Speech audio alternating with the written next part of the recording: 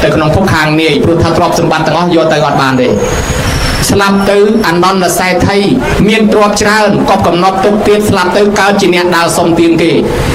หมอส้มดอลลาร์เปียคลุนไอ้ปีจีนมุนตรวจคลุนไอ้กีมันเอากี่ไวโอบอกเจ้าเดียวปัญหาจีนมุนก่อนมาจากตรวจนั้นดอลลาร์ก่อนสลับตื้อก่อนก้าวจีเนียดสมตีนกีเจ้าตรวจตื้อก่อนเนี่ยโดนตีกี่ปรางยังไม่เห็นไหม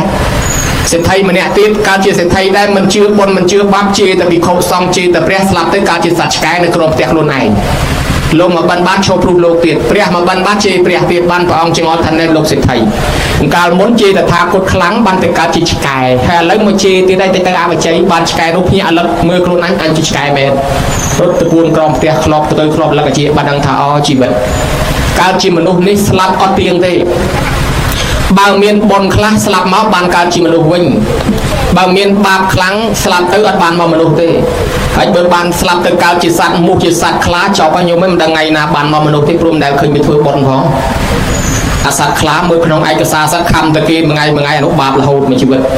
ไอ้เบอร์สัตว์มุกวิ่งยี่ปีคำตั้งยี่คำตั้งตาคำตั้งอาจารย์คำตั้งโลกโรแต่แก่ที่แล้วมาชีวิตเวียนดังไงนะบานรู้ที่เบอร์เป็นเคยเธอบอลเคยจะด่าคำกี่ตลอดโดยเฉพาะบานการจิตมนุษย์นี่ภาษาทลายทลาปลุกเมียนปัญญาอาจดังคอดังเตยปัญไตอาศิกได้สลับเหมือนเตียงเหมือนดังไงนานั่งบานโลกพระดำธาเอาคอมถือบอลประดาวตัวไก่ห้อยเบอร์สลับเตยเชี่ยยังบานบอลนุบานบอกการจิตมนุษย์บกลปวกคลาเกบบูลแล้วเอาเตยถือบอลเจตปะไก่จะเจ๊ถ้าจอบกลางนี้กับปงแต่ก้นเอาเตยถือบอลเตยมันกาตีดอตะคลุนสลับเตยกับปนโกนเจ้าเงียบเท่านูกีใส่ยกตึกรถตึกกบเจ้าตึกตีไม่ก็มันปะไก่ทะลุบุลที่เตยบกลแบบนี้ให้เขมรตำแรกเจ็ดกระดาเชื้อนักสมานทักล้วนเจ็ดแต่รู้เนื้อมันไอ้หนังตื่นเนื้อดอลจ่าซอสมานนี่ข้อซอมันสดายสนอเด็กล้วนการมอกถ้าจบกลางเงียบวงเวียนโจรมันก็สบายรบเปลี่ยนสารเพวันนี้เต้าแต่ปรังปัญญาทัวบอลในชับจับอีเป็นในไอ้กลมตกทั้งไอ้คราวเตรียมกันเอาไว้ทางการสลับในไอ้มันเตียงเตน่าลูกล้วนสลับเตยเลี้ยนรุ่งเจริญรองตกคลอยซาหมอกกาวจีแปรรูอดอาหารตาตรอกสมบัติไอ้นามาช่วยยืงบ้านโดยเฉพาะหายเมียนตรอกแต่ตัวเมียนการเจ้าลุยเพลิงแช่ออกเตยการคลุนในรูระบบกงในดอนตะคลุนสลับเตยอาซาโซนซอกสำคัญโกนใจในคางคล้อยบริเวณบนเอาจนการเอาตาจ่าหายชมูอดบานโจรตือบานโจรปกินในพองกระเตียนดัชเชียชนางใบตุ่มลูกกับบัตรประตูประเจ้ากระปงเครื่องเมียเครื่องประเครื่องสปอนตกทักได้คลุนบำรองติทาตรอกกินมันใช้ยมมาตักปลองในปีตุเตญาปลองปะเฮาขนองกิดาลูเนาะยมเวียสระสบกแก่ในปีขนองอยู่หอคลงเครื่องเมียเครื่องสปอนตกทักได้คลุนบำรองติตกใจคนี้ให้โดยเฉพาะในรอรูปปลอสไตรโกติกตะในจ่าสลับเตยจิกขมาวจ่าเศร้าเวตเนียมันเมียนในไอนาคมดอเตยพองลายเมียนแต่สัลเมียนแต่ตีนในเตจิสเปียนจำลองจิตตุกจิกดาจะวายใจฉลองรุ่นน้อมรำลองเวียนวัดต่อสองสารในเตยบานนะโยมนะจังบานโลกทาอ้อยทวประดาวเตยกาสลับเวียนมันเตียงจังโปรไฮไอสลับรอไงนี่เมียนประมาณประเภทโยมสลับเมียนจราประเภทปนาธรรมะสังขารโดยคลีเมียนเนี่ยคลาสลับกอยสลับโชสลับหนึ่งเป็ดสลับหนึ่งเตี้ยปนามันจงยัยติถาสลับสังขารโดยคลีเมียนบุญโยมยึดจำสลับเมื่อสลับมวยหน้าเรือโยมมวยนงตาธรรมะมวยหน้าก็มันเรือได้สลับตีมวยกิทายุขยะมรณะสลับได้ออกอายุตีปีกรรมขยะมรณะสลับได้ออกบอล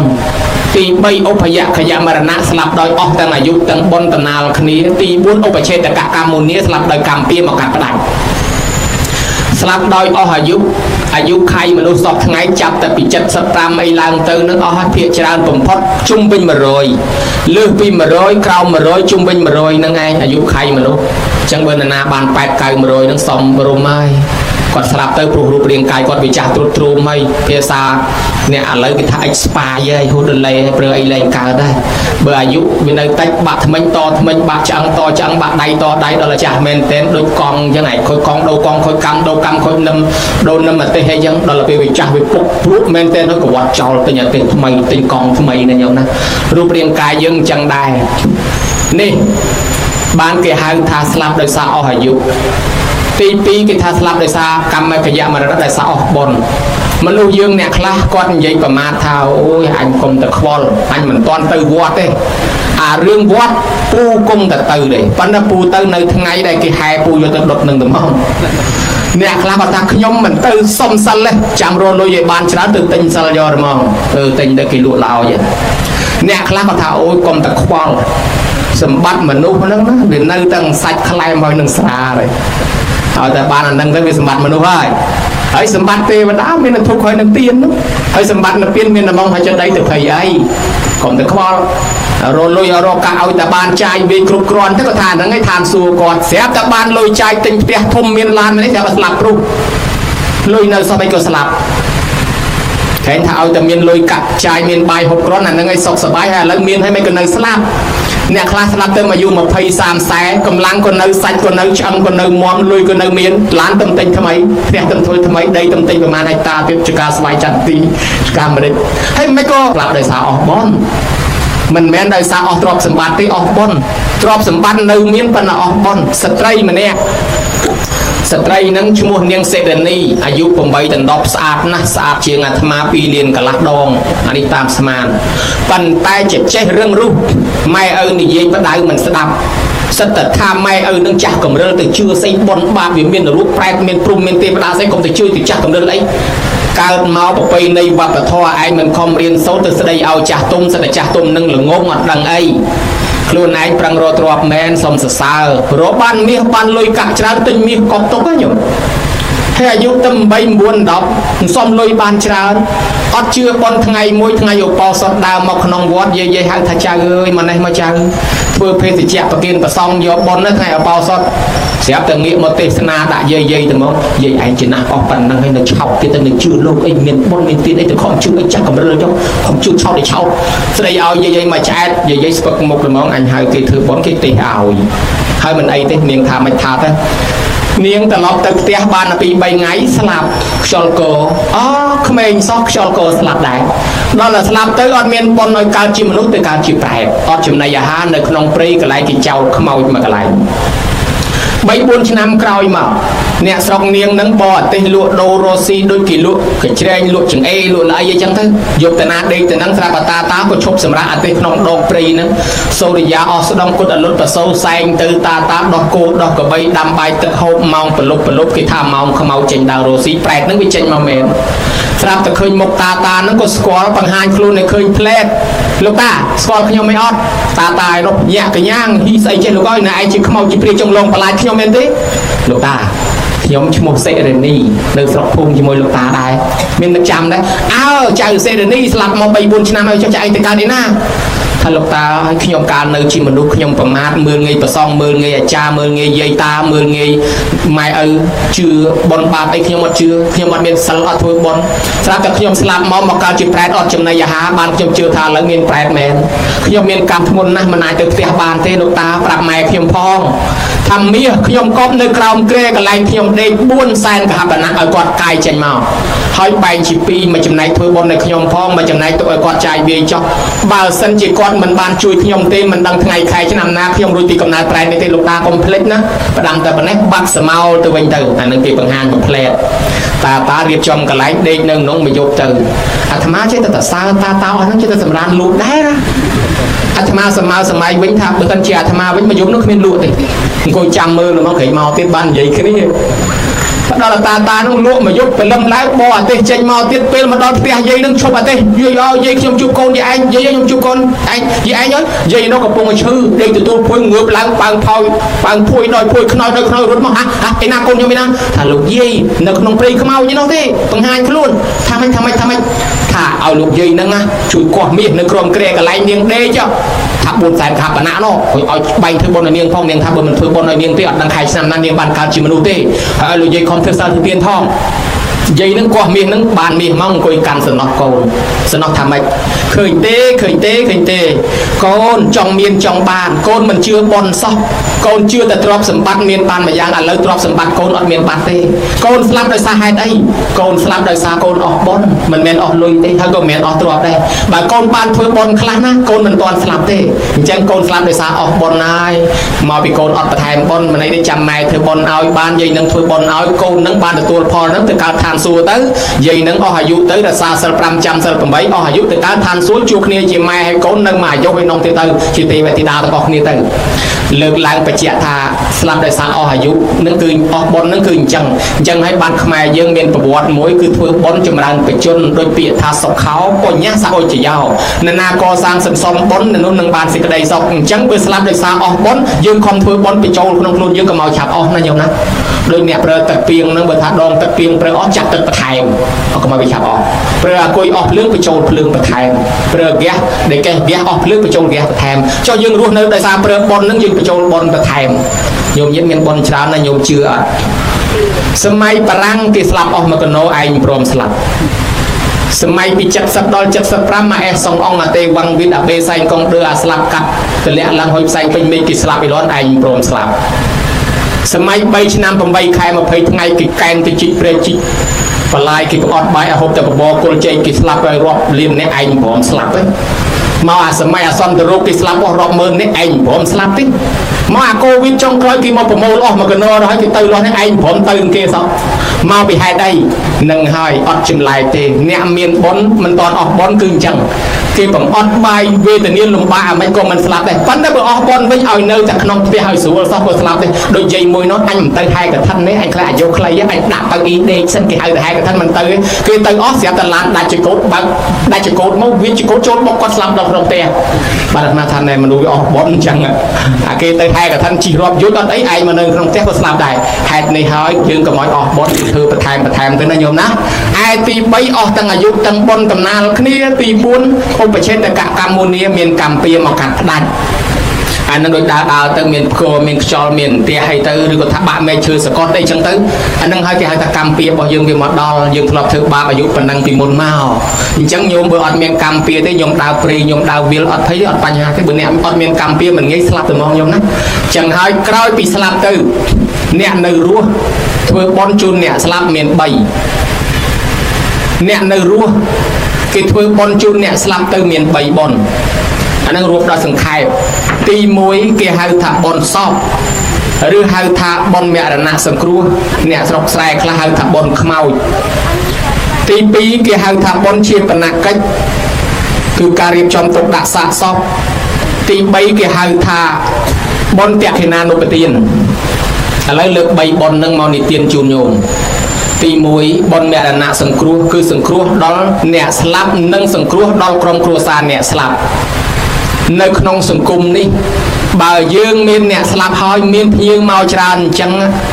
វាជាលទ្ធផលមួយបង្ហាញឲ្យឃើញពីរឿងខាងដើមមកពីកូនចៅម្ចាស់បុណ្យនឹងធ្លាប់ទៅជួយគេដែរមកពីលោកយាយលោកតាអ្នកម្ចាស់បុណ្យនឹងធ្លាប់ទៅជួយអ្នកស្រុកអ្នកភូមិដែរបានគេមកហ្នឹងបើសិនជាអ្នកណាបុណ្យក៏មិនទៅអ្នកណាវិធីអីក៏មិនដែលទៅអ្នកណាស្លាប់ក៏មិនទៅដល់ពេលយើងមានរវល់គ្មានមនុស្សមកទេទៅរកអាចារ្យស្រួលចំអាចារ្យរវល់អស់ទៀតដូច្នេះហើយក្នុងសង្គមនេះលោកហៅថាសង្គ្រោះគ្នាសង្គ្រោះដល់ក្រុមគ្រួសារអ្នកស្លាប់ត្រង់ថាគ្នាបាត់បង់ម្ដាយជាទីស្រឡាញ់ហើយមានទុកមួយបើសិនជាអ្នកស្រុកអ្នកភូមិមិនអើតមិនឈ្ងោកទេគ្នាមានទុកមួយទៀតទុកពីរព្រោះគេអត់អើតឈ្ងោកអ្នកចូលសាសនាដទៃខ្លះកំពុងតែស្ដាយក្រោយដល់ពេលម៉ែឪស្លាប់គ្មានពីណាទៅអើតលោកក៏មិនទៅអាចារ្យក៏មិនទៅស្ដាយខ្លួនហ្មងអញជនជាតិខ្មែរតសញ្ញាណប័ណ្ណដាក់ថាការសាសនាពុទ្ធមិនក៏អញក្បត់ជាតិសាសអញអញ្ចឹងស្ដាយក្រោយរាន់ញោមហើយសង្គ្រោះទី2អានេះសង្គ្រោះទី1ដល់ក្រុមគ្រួសារអ្នកស្លាប់យើងមកជួយគេថ្ងៃក្រោយគេក៏ទៅជួយយើងវិញដែរសង្គ្រោះទី2សង្គ្រោះដល់អ្នកដែលស្លាប់ទៅប្រកបដោយធម៌4យ៉ាងទី1មកចូលចាប់មគ្គផលមានន័យថាគេមិនមែនចង់បានអីពីយើងទេប៉ុន្តែវាបង្ហាញពីទឹកចិត្តស្រឡាញ់រាប់អានក៏ចូលចាប់មគ្គផលនរណាមានចេកនរណាមានមលូស្លាបបច្ច័យអង្គលុយកាយក៏មកចូលទៅទី2បយវច្ចៈជួយស្មូតជួយសូត្រធម៌អាជួយនិយាយណែនាំក្មួយឲ្យធ្វើអញ្ចេះចៅឲ្យធ្វើអញ្ចេះទៅគ្នាកំពុងតែកើតទុកគិតអីមិនចេញទី3ហៅថាអត្ថចរិយាប្រព្រឹត្តជាប្រយោជន៍ដល់គ្នានឹងគ្នាមានន័យថាកុំចាំតែគេជួលអីចេះអីក៏ជួយនឹងទៅយាយខ្លះចេះតុបតែងផ្កាយាយខ្លះចេះរៀបចង្ហាន់ចេះក្រាលអាសនៈជួយគ្នាទៅគ្នាកំពុងមានទុកអានេះគឺថា សង្គ្រោះទី3ឯសង្គ្រោះទី4គេហៅថាសមានណត្តតាទម្លាក់មាននេះឲ្យស្មើប្រកាន់កុំឲ្យប្រកាន់ថាយើងអ្នកមានយើងអ្នកធំមិនទៅជួយអ្នកក្រីក្រអត់ទេជីវិតមួយដូចគ្នាកើតមកជាតិធាតុប្រមាណរស់កើតមកជាតិធាតុមួយចានរស់ប្រមាណស្លាប់ប៉ុណ្ណឹងទាំងអស់គ្នាហ្នឹងទីបំផុតបើមិនដុតកប់ចង់បញ្ចប់បើមិនកប់ដុតទីបំផុតបើមិនដុតកប់ចង់បញ្ចប់បើមិនមកបញ្ចប់ទេធ្នូមួយតែប៉ុណ្ណឹងបើដូច្នេះហើយអ្នកមានក៏ស្លាប់អ្នកក្រក៏ស្លាប់បានប្រពុតលោកដាក់ថាត្រឹមតែជីវិតមួយដូចគ្នាជួយគ្នាទៅនេះគេហៅថាបុណ្យមរណៈសង្គ្រោះមានន័យដោយខ្លីថាមិនចាំបាច់តែគេអញ្ជើញទេឬតែប៉ុណ្ណឹងមកណាញោមណាព្រោះអ្នកស្លាប់អត់មានដាក់ប្រូក្រាមមុនទេអានេះបុណ្យមរណៈសង្គ្រោះដល់ទី2គេនាំគ្នាធ្វើបុណ្យជាបណកិច្ចជាបណកិច្ចគឺការរៀបចំទុកដាក់សពតាមប្រពៃណីសមគួរដល់សាសនាបើញោមចង់ស្ដាប់រឿងនិទានពីផ្សេងអាត្មានិទានឲ្យញោមស្ដាប់រឿងនិទានប្រទេសផ្សេងណាញោមគេរៀបចំទុកដាក់សពហ្នឹងវាមាន4របៀបប៉ុន្តែរកឃើញមែនតើកាន់តែច្រើនណាស់ឥឡូវប៉ុន្តែយើងសម្ដែងជាគោលមាន4របៀបទី1គេយកទៅបដែតទឹកទន្លេខ្មែរយើងពីសម័យហ្វូណនចេនឡាបូជាហើយកើបផេះកើបខ្ជុំយកទៅដាក់ក្នុងទន្លេអ្នកមានកើបផេះកើបធៀបដាក់ក្នុងកោតមាសកោតប្រាក់កោតសម្រាប់យកទៅតម្លាក់ក្នុងទន្លេក្នុងស្ទឹងក្នុងបឹងអ្នកក្រគ្មានសម្រាប់មាសប្រាក់អង្គគេក៏អមដីកើបដាក់ខំឆ្នាំងយកទៅដាក់អង្គគេឥឡូវហ្នឹងក៏នៅមានអធិពលធ្វើបែបហ្នឹងដែរថ្ងៃទី2ទី3នេះបូជាសម្ដេចអគ្គមហាសង្ឃរាជទេវវង្សហ្នឹងក៏ត្រូវយកប្រធានហ្នឹងទៅដាក់ក្នុងទន្លេចឹងដែរដូច្នេះនៅមានខ្លះប្រវត្តិអ្នកដែលជឿទៅលើទន្លេហ្នឹងជនជាតិឥណ្ឌាញោមមកគេជឿទៅលើទន្លេកុងគាគឺជាទន្លេមួយដែលហូរចេញពីភ្នំជាង 3000 ឆ្នាំកន្លងមកហើយដែលគេយកធាតុទៅចោលអ្នកស្រាវជ្រាវថាបាតទន្លេកុងគាកម្រះឆ្អឹងប្រហែលជាង2ម៉ែត្រអាត្មាធ្លាប់ទៅដល់តំបន់មួយដែលលើទៅក្នុងល្ខោនគេហៅថាទីក្រុងពីរាណសីទៅដល់នោះទីក្រុងចាស់បុរាណមែនគេហៅថាវ៉ារ៉ាណសីអាត្មាថាអូអញមកដល់ពីរាណសីធ្លាប់ទៅលើក្នុងល្ខោន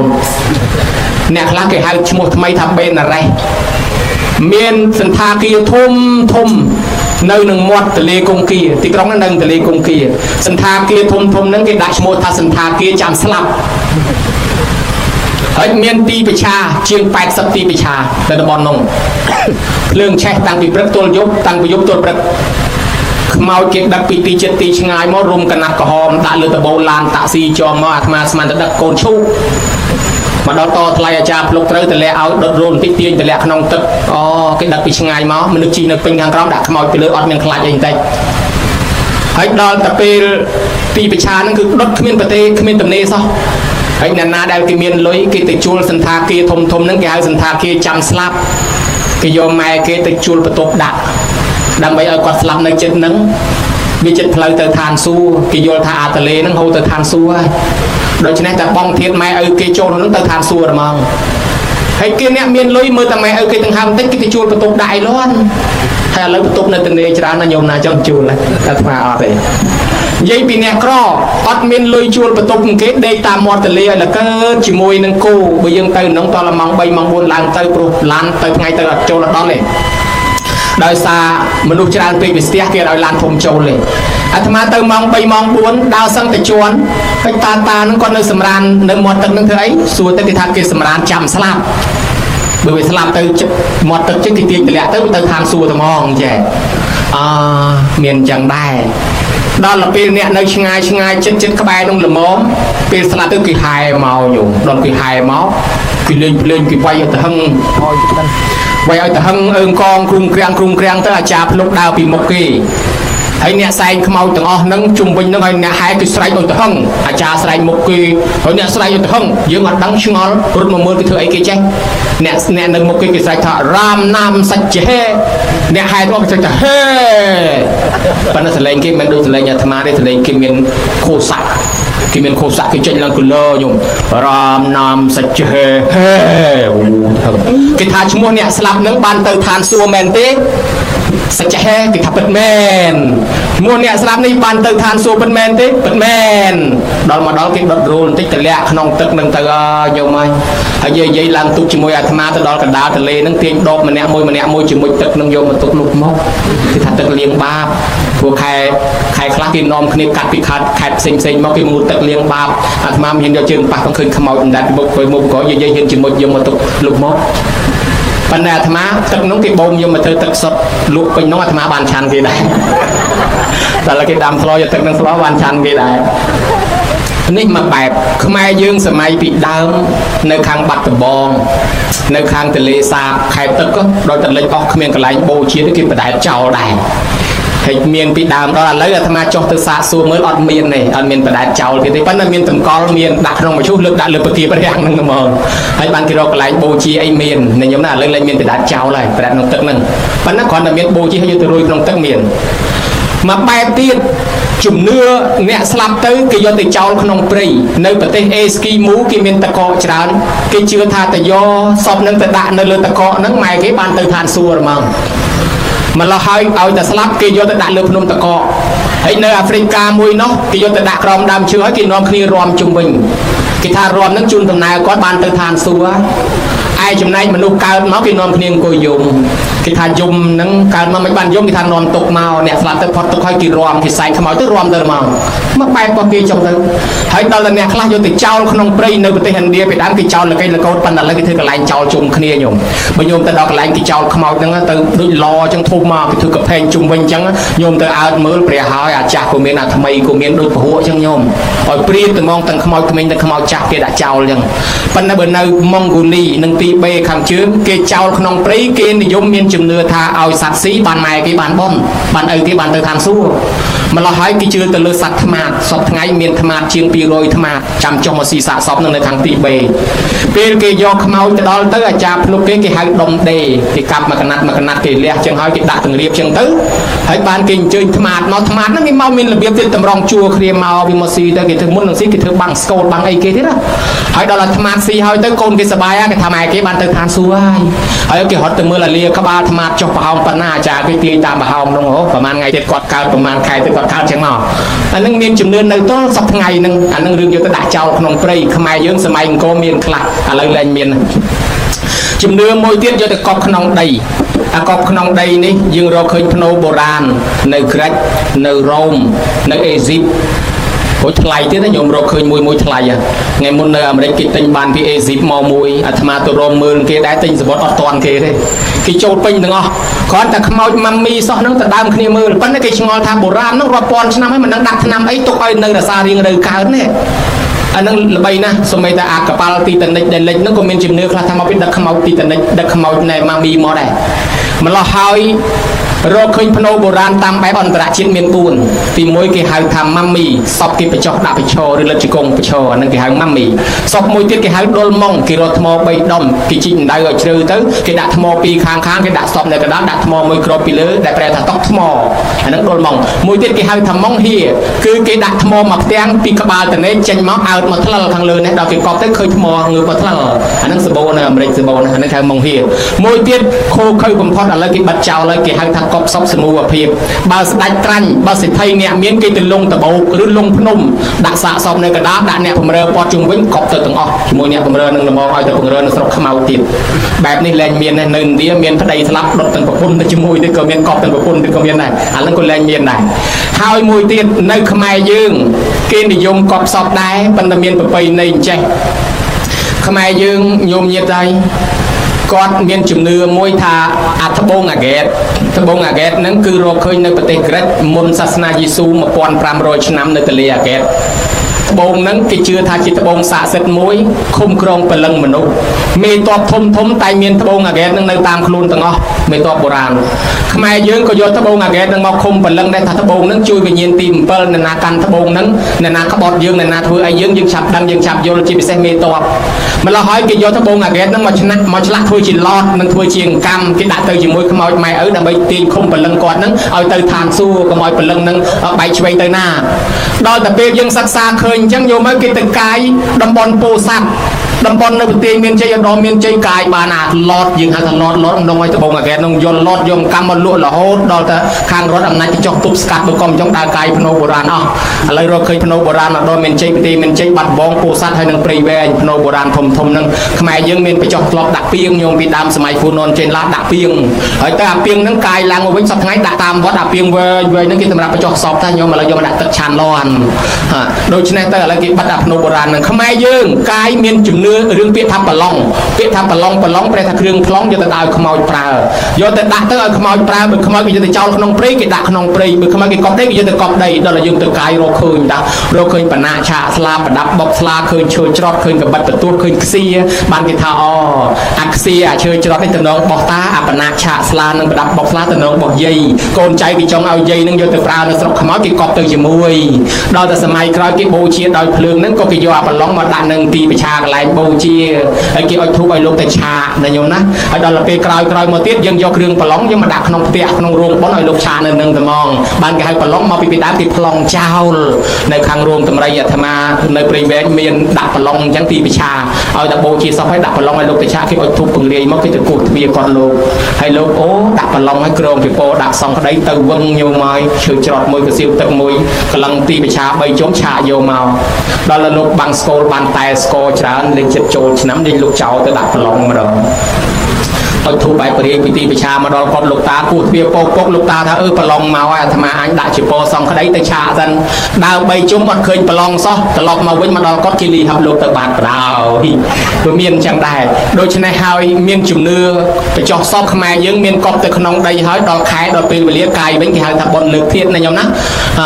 រីឯចៅអធិការនិងអ្នកជាអិសរាជជនគេដាក់ឡតមានឡតដាក់ធ្វើដែកចំហុយទៅលើទៅក្រោមក៏មានឡតដីខ្សាច់ក៏មានឡតដីខ្សាច់គេលងស្នូហើយគេដាក់សពទៅគេកប់ដីខ្សាច់តែ3 4ឆ្នាំកាយដីខ្សាច់មកនៅសល់តែឆ្អឹងដីខ្សាច់ស៊ីសាច់អស់អានឹងគេលែងសូវធ្វើហើយនិយាយពីចិនជនជាតិចិនគេកប់ភ្នៅហ្នឹងចិនពីដើមនិងចិនឥឡូវខុសគ្នាចិនពីដើមគេមានជំនឿថាកប់សពម្ដាយនឹងឲ្យតន់ព្រះសិអាមេត្រីហើយដល់ចិនសម័យថ្មីគេគិតទៅពីរឿងហុងស៊ុយគេទេតាមពិតទៅរឿងនិទានមកអញ្ចេះព្រះសិអាមេត្រីមានកម្មពៀជាមួយនឹងប្រកាសបៈព្រះកាសបៈដែលលោកបរិនិព្វានសពថ្ងៃនៅភ្នំមួយនៅប្រទេសឥណ្ឌានឹងក្នុងកុកកដាក់បាតកុកកដាក់ការីហ្នឹងណាហើយភ្នំហ្នឹងលោកនៅបរិនិព្វានទៅភ្នំហ្នឹងវាក្តោបលោកទុកនៅក្នុងហ្នឹងនៅអេរិយាបថសមាធិតែញោមពួកជប៉ុនទៅថតយកបានរូបហ្នឹងមកគេថាដល់ជំនាន់ព្រះសិអាត្រាស់ដឹងឡើងលោកទៅបូជាសពលោកនៅលើបាតដៃហ្នឹងបូជាហើយទៅបានលោកសម្ដែងធម៌ព្រះសិអាមេត្រីសម្ដែងធម៌មនុស្សស្ដាប់ពេលនោះនឹងបានសម្រាប់មគ្គផលលាន់អញ្ចឹងទៅជនជាតិចិនគេនាំគ្នាកប់ឲ្យទាន់ដំណាក់កាលនោះព្រោះចិនមានជំនឿទៅលើព្រះកាសបៈខ្លាំងពីជំនាន់ដើមមកពីព្រះសិអាមេត្រីនិងកាសបៈមានកម្មពៀពីរឿងមតម្រៃប្រើតម្រៃឲ្យកាន់ដែកដុតក្តៅឲ្យគេមើលដើម្បីបានលុយតម្រៃនឹងវាគោរពចេតកាន់ទៅតម្រៃនឹងក៏ជាព្រះសិអាមេត្រីនឹងរីឯតម្រៃនឹងជាកាសបៈនឹងមានកម្មពៀគ្នាអញ្ចឹងបានព្រះសិអាមេត្រីទៅបូជាសពលើបាតដៃនឹងវិញហ្នឹងណាហើយដល់តែចិនសម័យថ្មីផ្អើលពីរឿងហុងស៊ុយគេតណាលពីបរោះម្នាក់ហ្នឹងម្ដាយស្លាប់ទៅអត់មានកន្លែងកប់ម្ដាយក្រពេក3ខ្មោចម៉ែដើរទៅឃើញធ្លុកកបីដេកហើយក៏យកទៅកប់ធ្លុកកបីដេកនោះណាស្រាប់តែកប់ហើយពូនភ្នោទៅចេះតែគោរពថ្វាយអង្គមព្រឹកល្ងាចទៅផ្អើលទេវតានៅជុំវិញហ្នឹងថែអាសាគាត់រស់ស៊ីមានដាច់គេមកភូមិនៅខ្លាយជាអ្នកមានតាគាត់ថាអាហ្នឹងវារស់ស៊ីមានណាមកពីវាកប់ខ្មោចម៉ែវាចំដីមានបើមិនជឿឲ្យវាកោះទៅដាក់ឲ្យឆ្ងាយបំលែងមានណាតែគេបញ្ញុះគេថាណែ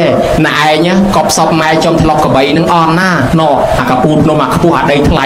បានវាសមរស់ស៊ីកាន់តែមានជាងហ្នឹងទៀតគាត់នឹកឃើញថាអើកាលហ្នឹងអញក្រគ្មានលុយទិញដីឥឡូវទៅទិញអាកពូនភ្នំហ្នឹងដាក់ហ្មងយកសពម៉ែកោះពីធ្លុកកបីទៅដាក់កពូលភ្នំហ្នឹងវាឆ្ងាយយកមកកាលនៅចិត្តនេះទៅថ្វាយអង្គមព្រឹកល្ងាចដល់ឲ្យឆ្ងាយមួយខែទៅម្ដងយូរមួយឆ្នាំទៅ2ដងយូរមួយឆ្នាំទៅម្ដងយូរលែងទៅម្ដង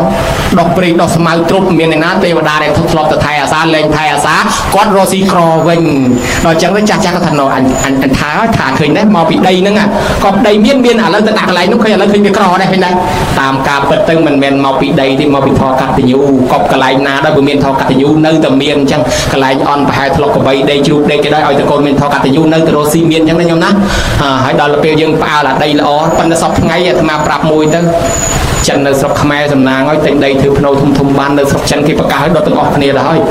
រដ្ឋាភិបាលចិនប្រកាសឲ្យបូជាដោយភ្លើងទាំងអស់ពីព្រោះបើម្នាក់ភ្នៅមួយ100លានអ្នកភ្នៅ100លានទៅយុពេញប្រទេសសិតតែភ្នៅរីឯនៅអាមេរិកទិញដីបញ្ចុះភ្នៅនឹងបានប៉ុន្តែមានកំណត់ដល់កំណត់ឆ្នាំគេជុំចោលវិញអត់មានឲ្យកប់មកយកបានទេអញ្ចឹងដូច្នេះហើយយើងសំណាងហើយនេះរឿងចាត់នៃការបូជាសពតាមរយៈការបញ្ចុះក្នុងដីឥឡូវមួយទៀតពិធីជាបណកិច្ចដោយបូជាដោយភ្លើងយើងបានកោតបានភាពយកមកទុកដាក់នេះយើងយកលំនាំតាមព្រះនិងតាមលំនាំស្ដេចចក្រញោម ព្រោះព្រះអង្គគ្រប់អង្គគឺបូជាដោយភ្លើងហើយស្ដេចចក្រក៏បូជាដោយភ្លើងការបូជាដោយភ្លើងល្អជាងគេណាញោមណាពីព្រោះថាវាជាលំនាំរបស់ស្ដេចចក្រនិងលំនាំរបស់ព្រះអញ្ចឹងយើងធ្វើតាមព្រះល្អប្រពៃហើយបានធាតយកមកគោរពបូជាមានរឿងនិទានច្រើនពាក់ព័ន្ធទៅនឹងសពនឹងបណ្ណាអាត្មាគ្រាន់តែនិទានឲ្យញោមផ្លែកភ្នែកតែប៉ុណ្ណេះផ្លែកវិជាតែប៉ុណ្ណេះទៅចុះហើយខ្មែរយើងហើយនឹងជនជាតិភាគតិចគេរកឃើញនៅឥណ្ឌូនេស៊ីមានជំនឿមួយបើថាយាយនឹងកើតនៅស្រុកណាគេត្រូវយកទៅកប់នៅស្រុកក្នុងទៀតហើយបើរកស្រុកកំណើតមិនឃើញទេអាចារ្យគេមានវិធីធ្វើឲ្យខ្មោចនាំផ្លូវទៅប្រាប់ស្រុកកំណើតទៀតហើយដល់តែមានជនជាតិភាគតិចមួយក្រុមទៀតនោះគេមិនកប់មិនដុតមិនបូជាប៉ុន្តែគេទុកខ្មោចបាន3-400ឆ្នាំញោមទាយសាមកគេទុករបៀបម៉េចគេឆ្អើភ្លើងដូចអាញីញោមអានោះសម្រាប់មេកធាងធំឥឡូវញោមណាចង់ឲ្យគេឆ្អើអីប្រាប់ចៅឲ្យឆ្អើសាមើលបាន3-400ឆ្នាំដែរតាឆ្អើដូចអាញីអញ្ចឹងណាញោមណាហើយឥឡូវគេរកឃើញនៅស្រុកខ្មែរយើងនៅភ្នំប៉ែលញោមពីងនឹងមឈូសគេតម្កល់នឹងយ៉ាភ្នំនៅទល់សប្តាហ៍ថ្ងៃច្រើនណាឥឡូវប៉ុណ្ណេះទៅចោះបនជាបណកិច្ចអ្នកណាដែលមកចូលរួមពេលនោះបានបនច្រើនបានអានិសង្ស17កាប់18កាប់និង20កាប់បើគ្រាន់តែពិចារណាថា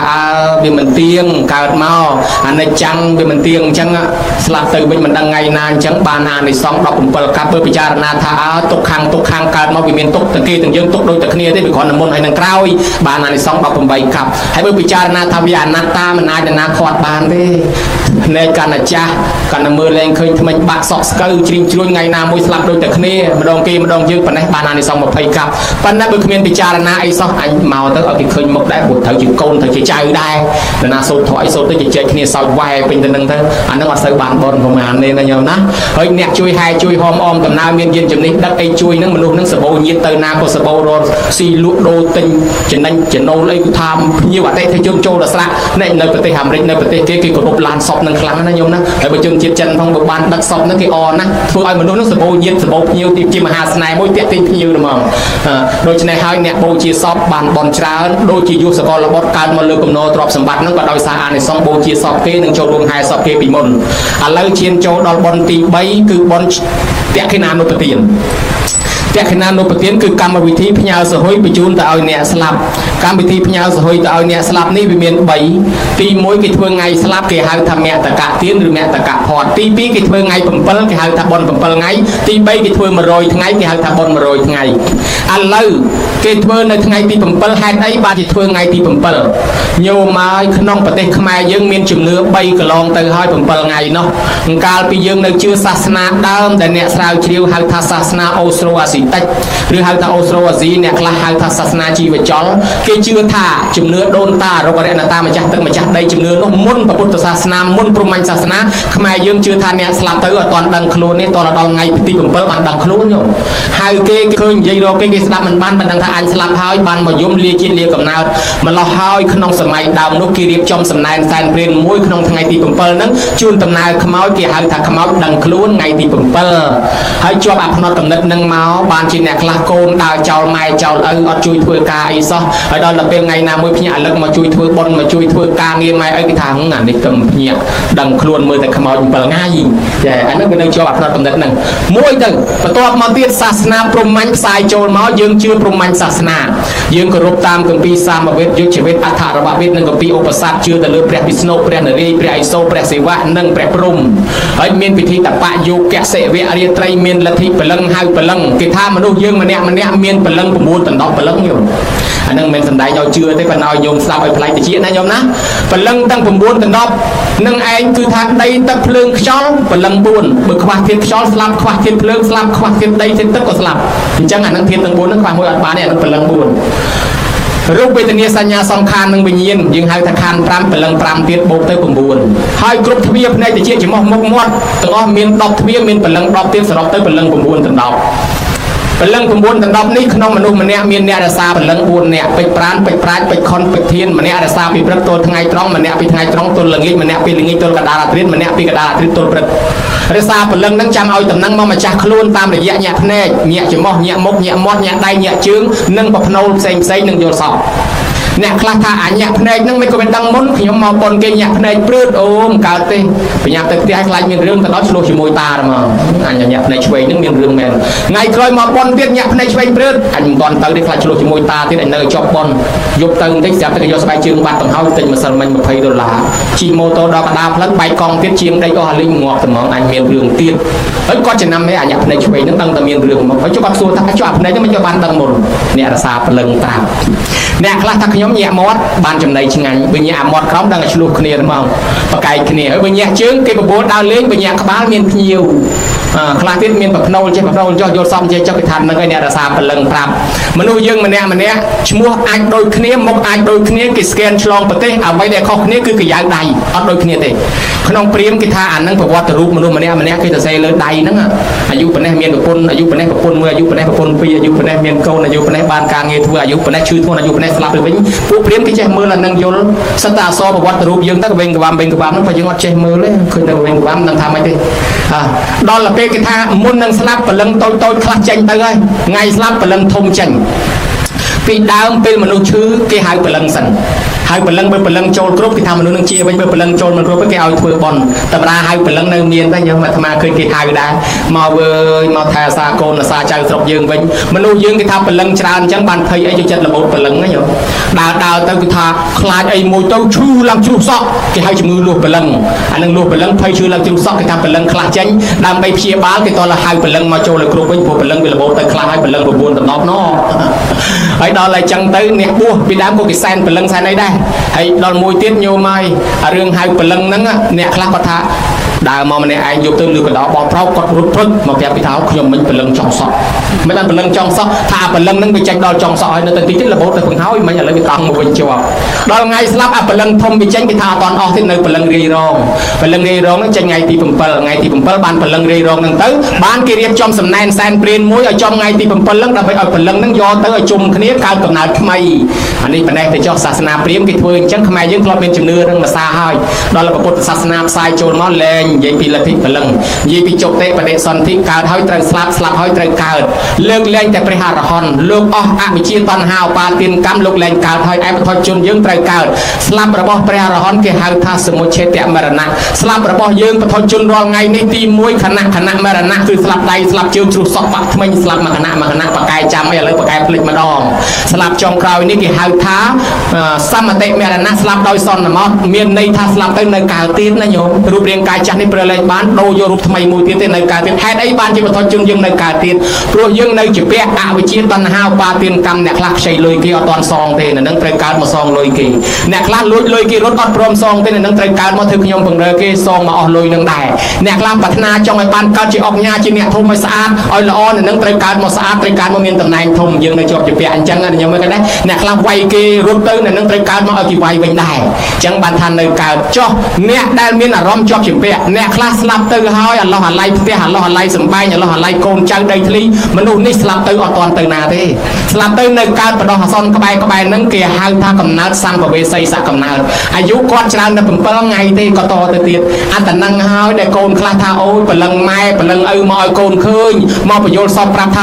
ម៉ែនេះឃើញគេធ្វើបន់ចេះគេធ្វើបន់ចុះយើងហៅថាព្រលឹងម៉ែព្រលឹងឪមិនមែនព្រលឹងទេគឺកំណើតបដោះអាសន្នគាត់កើត7ថ្ងៃណាញោមណាកើតនៅក្បែរហ្នឹងដូចទេសៈពិខុស្រឡាញ់ជីពោថ្មីមិនហ៊ានប្រើចិត្តតែទុកស្រាប់តែឈឺធ្ងន់ស្លាប់ទៅកើតជាចៃខ្មោចនៅនឹងជីពោហើយពិខុសង្ឃយកជីពោចៃគ្នាចៃនឹងស្រែកថាចោទៅដើមជីពោខ្ញុំមកចោ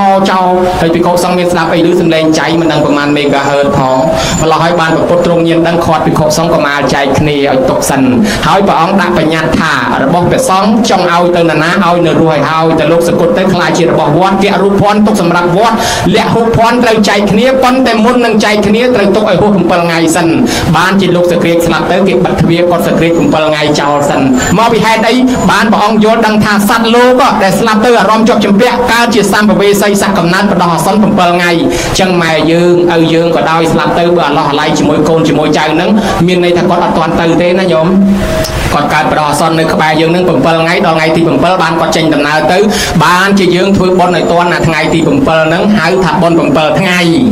រឿងរ៉ាវពីជំនាន់ព្រះយាយតា2នាក់ហ្នឹងមានកូន4ដណ្ដប់នាក់ហើយរៀបចំកូនខ្លះនៅសល់ខ្លះ đó là bên con riêng slap tới rom con cho kiếm bẹn nâng côn tới vơ vơ là đi chạy kê anh mình toàn chạy kê đó là con slap tới cao chỉ prai và đỏ son ở cùng bờ ngay nơi không phun được bài tiền nằng ở chừng này hà côn mình bàn phơi bón đôi nhôm chẳng ấy ở chừng này hà bắn côn non kia dùng mày là nghiêm bên nhà tia sài mai sài đó là côn bong kia nâng luồng vào tao dương lên dùng lên ấy non kia phơi bón này mày dương phơi bón tới bên trong mà ngày thì phần môi ngày thì phần bờ là phơi bón kề hơi tới ở từ từ mày hỏi mình đang tháp bàn đấy từ thoại cùng xu pre nó bong ôn nó từ rô pre mà từ thoại cùng xu tháp bong hơi bốc mà đại khi ông bong slap tới cao đây na tới bong hơi bón nhom thưa tới quan từ ban này on bánประពុតភ្លឺប្រាប់ថាអ្នកទាំងអស់គ្នាអាពុកម្ដាយអ្នកទាំងអស់គ្នាណាពេលស្លាប់ទៅអារម្មណ៍ជាប់ជំពាក់ជាមួយកូនចៅជាមួយទ្រព្យសម្បត្តិនៅវល់អត់ទៅណាគាត់ស្លាប់ទៅកើតជាប្រែតអស់7ថ្ងៃកំពុងតែអត់ចំណីអាហារឃ្លានណាស់ស្រាប់តែកូនធ្វើបុណ្យថ្ងៃទី6ទី7ហ្នឹងឥឡូវឪពុកម្ដាយបានទទួលផលបុណ្យហ្នឹងហើយសោយសម្បត្តិទឹកជាទេវបុត្រទេវធីតានៅលើនោះហើយបើកូនមិនជឿទេចាំមើលព្រះអង្គយកសាវកទាំងអស់ជាសាក្សីពេលនោះឯងប្រើមហាមុគលានឲ្យទៅផ្លែតមុគលានទៅដល់ឈប់មុខវិមានទេវតានោះទេវតាចេញមកសួរថានេះគុណម្ចាស់និមន្តពីណាមកពីស្រុកមនុស្សនេះគុណម្ចាស់ទៅប្រាប់កូនខ្ញុំកណាផងកាលពីខ្ញុំកណាស្លាប់មកកើតជាប្រែតអស់7ថ្ងៃនេះគុណឲ្យហេវហត់អស់កម្លាំងឃ្លានណាស់ហើយស្រាប់តែដល់ថ្ងៃទី6ទី7កូនគេធ្វើបុណ្យឧទ្ទិសមកឲ្យខ្ញុំស្រាប់តែខ្ញុំទទួលផលបុណ្យទៅម្ទេសមិនចេះដាំចាំតែទិញគេស្រាប់ណាអស់លុយណាដាក់ជាតិគីមីពុលណាសម្រាប់ពេញជុំវិញផ្ទះខ្លួនឯងក៏បានបច្ចេកញើសកើតជំងឺឈឺអស់លុយបន្ថែមទៀតហើយបើធ្វើខ្លួនឯងបានបច្ចេកជាតិពុលសុខភាពល្អមិនជំងឺដំណាំដាំដុះគ្មានគីមីហូបទៅមានកម្លាំងមិនខ្ចីអស់លុយសំទុកអ្នកខ្លះថាកុំទៅគិតអី1100ទិញទៅគេក៏បានប៉ុន្តែ1000រាល់ថ្ងៃគុណទៅរាប់លានឯណោះបានលោកសំដែងលំអិតអស់ពីរឿងខ្ជិលច្អូសសែបគុកបាបប្រមិតអីទៅនាំមានទោសហើយចុងក្រោយព្រះអង្គបញ្ជាក់ប្រាប់ថាមនាលមាននប់ទិសទាំង6គេរាប់ចែកទិសខាងកើតតំណាងឲ្យទិសមេត្តាបិតាទិសខាងត្បូងគឺតំណាងឲ្យគ្រូអាចារ្យទិសខាងលិចជាបុត្រភរិយាទិសខាងជើងជាមិត្តសម្លាញ់ទិសខាងលើជាសាមណៈព្រាហ្មណ៍ទិសខាងក្រោមជាទេសកម្មករថ្វាយអង្គមទិសទាំង6មានន័យថាអនុគ្រោះមនុស្ស6ក្រុមនៅជុំវិញយើងនេះអញ្ចឹងបើកូនណាមិនដឹងមនុស្ស6ក្រុមហ្នឹងហើយដែលគេជាមិនដឹងទិសហើយញោមណាមិនវិញទិសទេមកពីយើងមិនដឹងញាតិ6ក្រុមហ្នឹងបានគេជាមិនដឹងទិសបានព្រះអង្គថាថ្វាយអង្គមទិសខាងកើតមានន័យថាទិសម៉ែឪគឺបើម៉ែឪនៅរស់ចិញ្ចឹមគាត់ទៅហើយបើគាត់ស្លាប់ទៅធ្វើបុណ្យឲ្យគាត់ឯថ្វាយអង្គមទិសខាងត្បូងកុំភ្លេចគុណគ្រូបើជួបគាត់ធ្វើបុណ្យជូនគាត់នៅរស់ជួយតាមរស់បើគាត់ស្លាប់ធ្វើបុណ្យឲ្យគាត់ផងទិសខាងលិចបុត្រភរិយាបើគ្នានៅរស់សង្គ្រោះតាមរស់បើស្លាប់ហើយធ្វើបុណ្យឲ្យផងទិសខាងជើងជាមិត្តសម្លាញ់បើគ្នានៅរស់សង្គ្រោះតាមបែបរស់បើគ្នាស្លាប់ហើយទៅធ្វើបុណ្យឧទ្ទិសឲ្យគ្នាផងទិសខាងលើសាមណៈព្រាហ្មណ៍ធ្លាប់គោរពអង្គណាសាមណៈសាមណេរភិក្ខុអង្គណាបើលោកសគត់ហើយធ្វើបុណ្យឲ្យលោកផងទិសខាងក្រោមទេសកម្មកកូនចៅខ្ញុំបង្រើយើងបើគ្នានៅរស់សង្គ្រោះតាមរស់បើគ្នាស្លាប់ហើយធ្វើបុណ្យឲ្យផងនេះសង្គ្រោះដល់មនុស្ស6ក្រុមមែនទេសោះឯងអត់ដឹងខំមកទៅថ្វាយអង្គមទិសមែនតែនត្រង់ខ្មោចឪពុកអត់ដឹងសោះដូច្នេះហើយបានជាព្រះអង្គសម្ដែងបំភ្លឺប្រាប់ម្ដាយឪពុកស្លាប់ទៅអត់បានធ្វើបុណ្យឲ្យអាឡ័យទៅថ្វាយអង្គមទិសមែនតែនបានព្រះអង្គសម្ដែងប្រាប់មកបានគេចេះចាប់ដើមធ្វើបុណ្យជូនម៉ែឪពេលស្លាប់ទៅទល់សពថ្ងៃហ្នឹងណាញោមណាតួនាទីដែលព្រះអង្គសម្ដែងប្រពកូនចៅឲ្យគោរពដល់គុណមេត្តាបិតាក្នុងរឿងហ្នឹងតាមរយៈរឿងហ្នឹងមានមកក៏បានយើងធ្វើឥឡូវយើងកំពុងតែបំពេញកាតព្វកិច្ចហើយលោកថាកូនមានធម៌កតញ្ញូធ្វើបុណ្យជូនមេត្តាបិតាចិញ្ចឹមគាត់កតញ្ញូដឹងគុណមេត្តាបិតាកតវេទីធ្វើតបកតញ្ញូមាន3ទី1និច្ចកតញ្ញូកូនចៅនៅជាមួយម៉ែឪជានិច្ចបាយទឹកព្រឹកល្ងាចបង្រើគាត់បានបុណ្យខ្លាំងណាស់ប៉ុន្តែម៉ែជេក៏ច្រើនជាងគេម៉ែលូក៏ច្រើនជាងគេត្រូវមាត់ក៏ច្រើនជាងគេដែរព្រោះមនុស្សតែចាស់ទៅបេះដូងដើរញាប់លូច្រើនណាស់គេថាស្លាប់តពីនៅរស់តពីតគៀកស្លាប់ឈឹងណាញោមដល់ពេលចាស់ទៅអាធ្វើអីមិនកើតហ្នឹងលូក៏ច្រើនណាស់ជាមើលតាអាត្មាចាស់ទៅលូជាងញោមទៀតណោះដាក់តលតាមផ្លូវកូនដើរទាត់ម៉ាំងស្ដីឲ្យកូនហែងភ្នែកមិនមើលលេខភ្នែក ហើយដល់តែគាត់ដើរទាត់វិញគាត់ថាអាណាខ្វះកន្លែងដាក់យកមកដាក់ទៅហ្នឹងគាត់នៅតែត្រូវទៅរហូតខ្ញុំញាតគិតមើលមនុស្សចាស់ប៉ុន្តែគេថាអ្នកនៅពង្រើម៉ែឪជានិច្ចនេះហៅថានិច្ចជាកតញ្ញូបានបុណ្យច្រើនរាប់មិនអស់ស្មើនឹងពង្រើព្រះប្តីណែប្តីស្លាប់ទៅយាយនឹងមានកូន2តលទៅវត្តតលទៅបុណ្យនៃវត្តប៉ុន្តែគ្រួសារនេះយាយតាចាស់បានកូនប្រុសមួយទៅបួសម្លោះហើយប្អូនស្រីចេះតែចំណែនបងថាបងឯងទៅបួសបានបុណ្យហើយខ្ញុំនៅផ្ទះអត់បានបុណ្យទេបងថាប្អូនឯងនៅផ្ទះពង្រើម៉ែឪចាស់ចាស់នេះបានបុណ្យណាបានបុណ្យខ្លាំង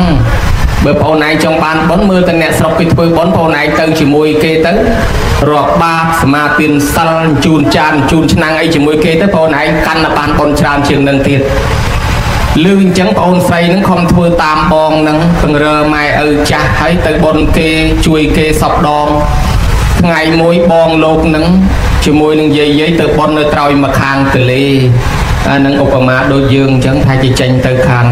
កោះទៅណោះណាញោមណាដល់ពេលនាងអាឡៃដាំស្លបបពពាកភេសជ្ជៈបច្ចុកម៉ែឪចាស់ទៅដល់ទូគេចេញចោលឈរយំនៅមាត់ទលេហ្នឹងទៅមកខ្ញុំចង់ទៅបន់ជាមួយយាយណាឥឡូវគេទៅចោលបាត់ដោយសារតែខ្ញុំជាប់នៅពង្រើម៉ែឪចាស់បើអញ្ចឹងខ្ញុំស្ដាយបើខ្ញុំបញ្ញាប់ឲ្យស្រោតពីព្រឹកខ្ញុំទៅតន់គេបាត់ប៉ុន្តែដោយសារនៅពង្រើម៉ែឪចាស់គេចេញចោលទៅចោលម៉ែមិនកើតចឹងហើយខ្ញុំចង់ទៅគេណាដឹងធ្វើម៉េចទេសុំលុយទឹកទៅចុះហែលទឹកទៅតែម្ដងចង់ទៅបន់ហ្នឹងកុំឲ្យខានគ្រាន់តែនាងសម្រាប់ចិត្តថាចុះលើកដៃសាពះបួងសួងថាគុណម៉ែគុណឪអើយជួយខ្ញុំផងខ្ញុំសូមឆ្លងទឹកនឹងឲ្យបានទៅទេវតានៅជុំវិញនឹងហៅគ្នាមកផ្លែតអត់បានទេអើយគ្នាយើងនាងនេះអ្នកមានធម៌កតញ្ញូតែនាងនឹងស្លាប់ពួកយើងត្រូវថ្មោងប្រអិនណាបើអញ្ចឹងតួនាទីយើងត្រូវថែរក្សាកូនណាមានធម៌កតញ្ញូអញ្ចឹងទៅទេវតាហៅគ្នាមកចាំពាត់ចាំថែអាសាកូននឹងកុំឲ្យលិចទេវតាក៏និមិត្តទឹកនឹងកុំឲ្យនាងចុះទៅលិចនាងចុះដើរលុយទឹកទៅលុយដល់ត្រើយមកខាងផ្អើលពេញរួងបុនហើយទឹកទលេជ្រៅហូរវឹងឲ្យនាងចុះមកមិនអត់លិចអញ្ចឹងបាននាងនឹងលើកដៃប្រាប់ថាខ្ញុំបួងសួងដល់គុណម៉ែគុណឪហើយសូមឲ្យឆ្លងទឹកនឹងមករួចស្រាប់តែខ្ញុំបានឆ្លងមករួចទៅបានលោកថាលោកនៅក្នុងរោងនឹងថានាងនេះហើយបងប្អូនអានិសង្សនៃកូនមានធម៌កតញ្ញូគឺអញ្ចឹងតាមពិតទៅទេវតានៅក្នុងតំបន់នេះថែអាសានាងមិនឲ្យស្លាប់ព្រោះនាងជាអ្នកមានធម៌កតញ្ញូបានជានាងឆ្លងមកបាននោះអញ្ចឹងអ្នកមានធម៌កតញ្ញូគេហៅថាជាកូនមិនជាយុទ្ធមិនងាយស្លាប់តៃហោងទេព្រោះមានទេវតាតាមថែរក្សាជានិច្ចចឹងហើយបានជារំលឹកដល់ញោមញាតពង្រើម៉ែពង្រើឪនេះបានបន់ស្មើនឹងធ្វើបន់ជាមួយព្រះហើយណោះញោមហើយបើលឺអញ្ចឹងតិចទៅជាហែទៅឆ្លងទុកគេចេញចោលបាត់អីចង់លេងម៉ូតដូចមិញនឹងអីប្រយ័ត្នណាញោមណាក៏បួងសួងមកសន្ធុលោកជើងស្ទាបសាកមើលខ្ញុំមកធ្លាប់ពង្រើម៉ែពង្រើឪគេដែរម៉ែជីក៏មានម៉ែលូក៏មានឥឡូវសុំឆ្លងទឹកទៅឲ្យបានដូចសេចក្តីប្រាថ្នាលោកជើងស្ទាបសាកមើលរឹងអីអត់បើលោកទៅជ្រាយទៅញោមកុំទៅចាំទុកដកត្រឡប់មកវិញ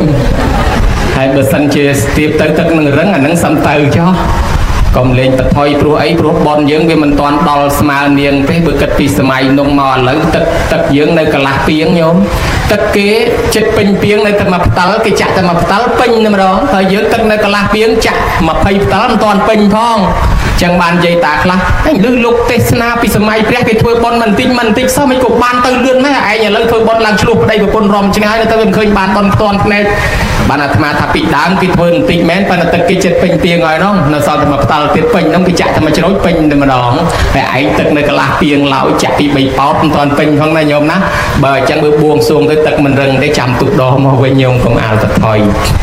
មេត្តាបិតាជាព្រះនៅលើផ្ទះអ្នកណាថាជាព្រះពុទ្ធលោកថាជាព្រះ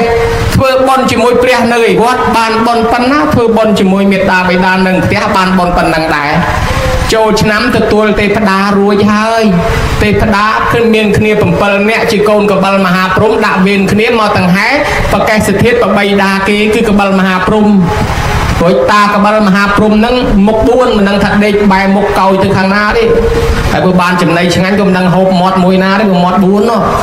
ហើយតាកបលមហាព្រំនឹងស្លាប់ទៅនៅប្រកេះព្រំគេដតីទេវតាដតីស្លាប់ទៅបាត់រូបឲ្យព្រំនេះនៅប្រកេះធាតទុកឲ្យកូនហែប្រកេះនោះថាបោះចោលក្នុងព្រៃឆេះព្រៃដាក់ក្នុងសមុទ្ររីងសមុទ្រដាក់លើផែនដីឆេះផែនដីកូនវាយកទៅតម្កល់ទុកនៅភ្នំកែឡាប៉ុន្តែគ្រាន់តែភ្នំនឹងអត់ឆេះយកទៅដាក់នៅក្នុងហើយមានមិនដឹងថាប្រពន្ធឈ្មោះអីសោះញោមបានកូនដល់7សតស្រីហើយតាំងពីដឹងក្តីមកឮតែកូនស្រីទាំង7ហ្នឹងចុះដាក់វេនគ្នាមកដូចជាមិនទាន់ឮថាណាមួយមានគូតដឹងសោះណា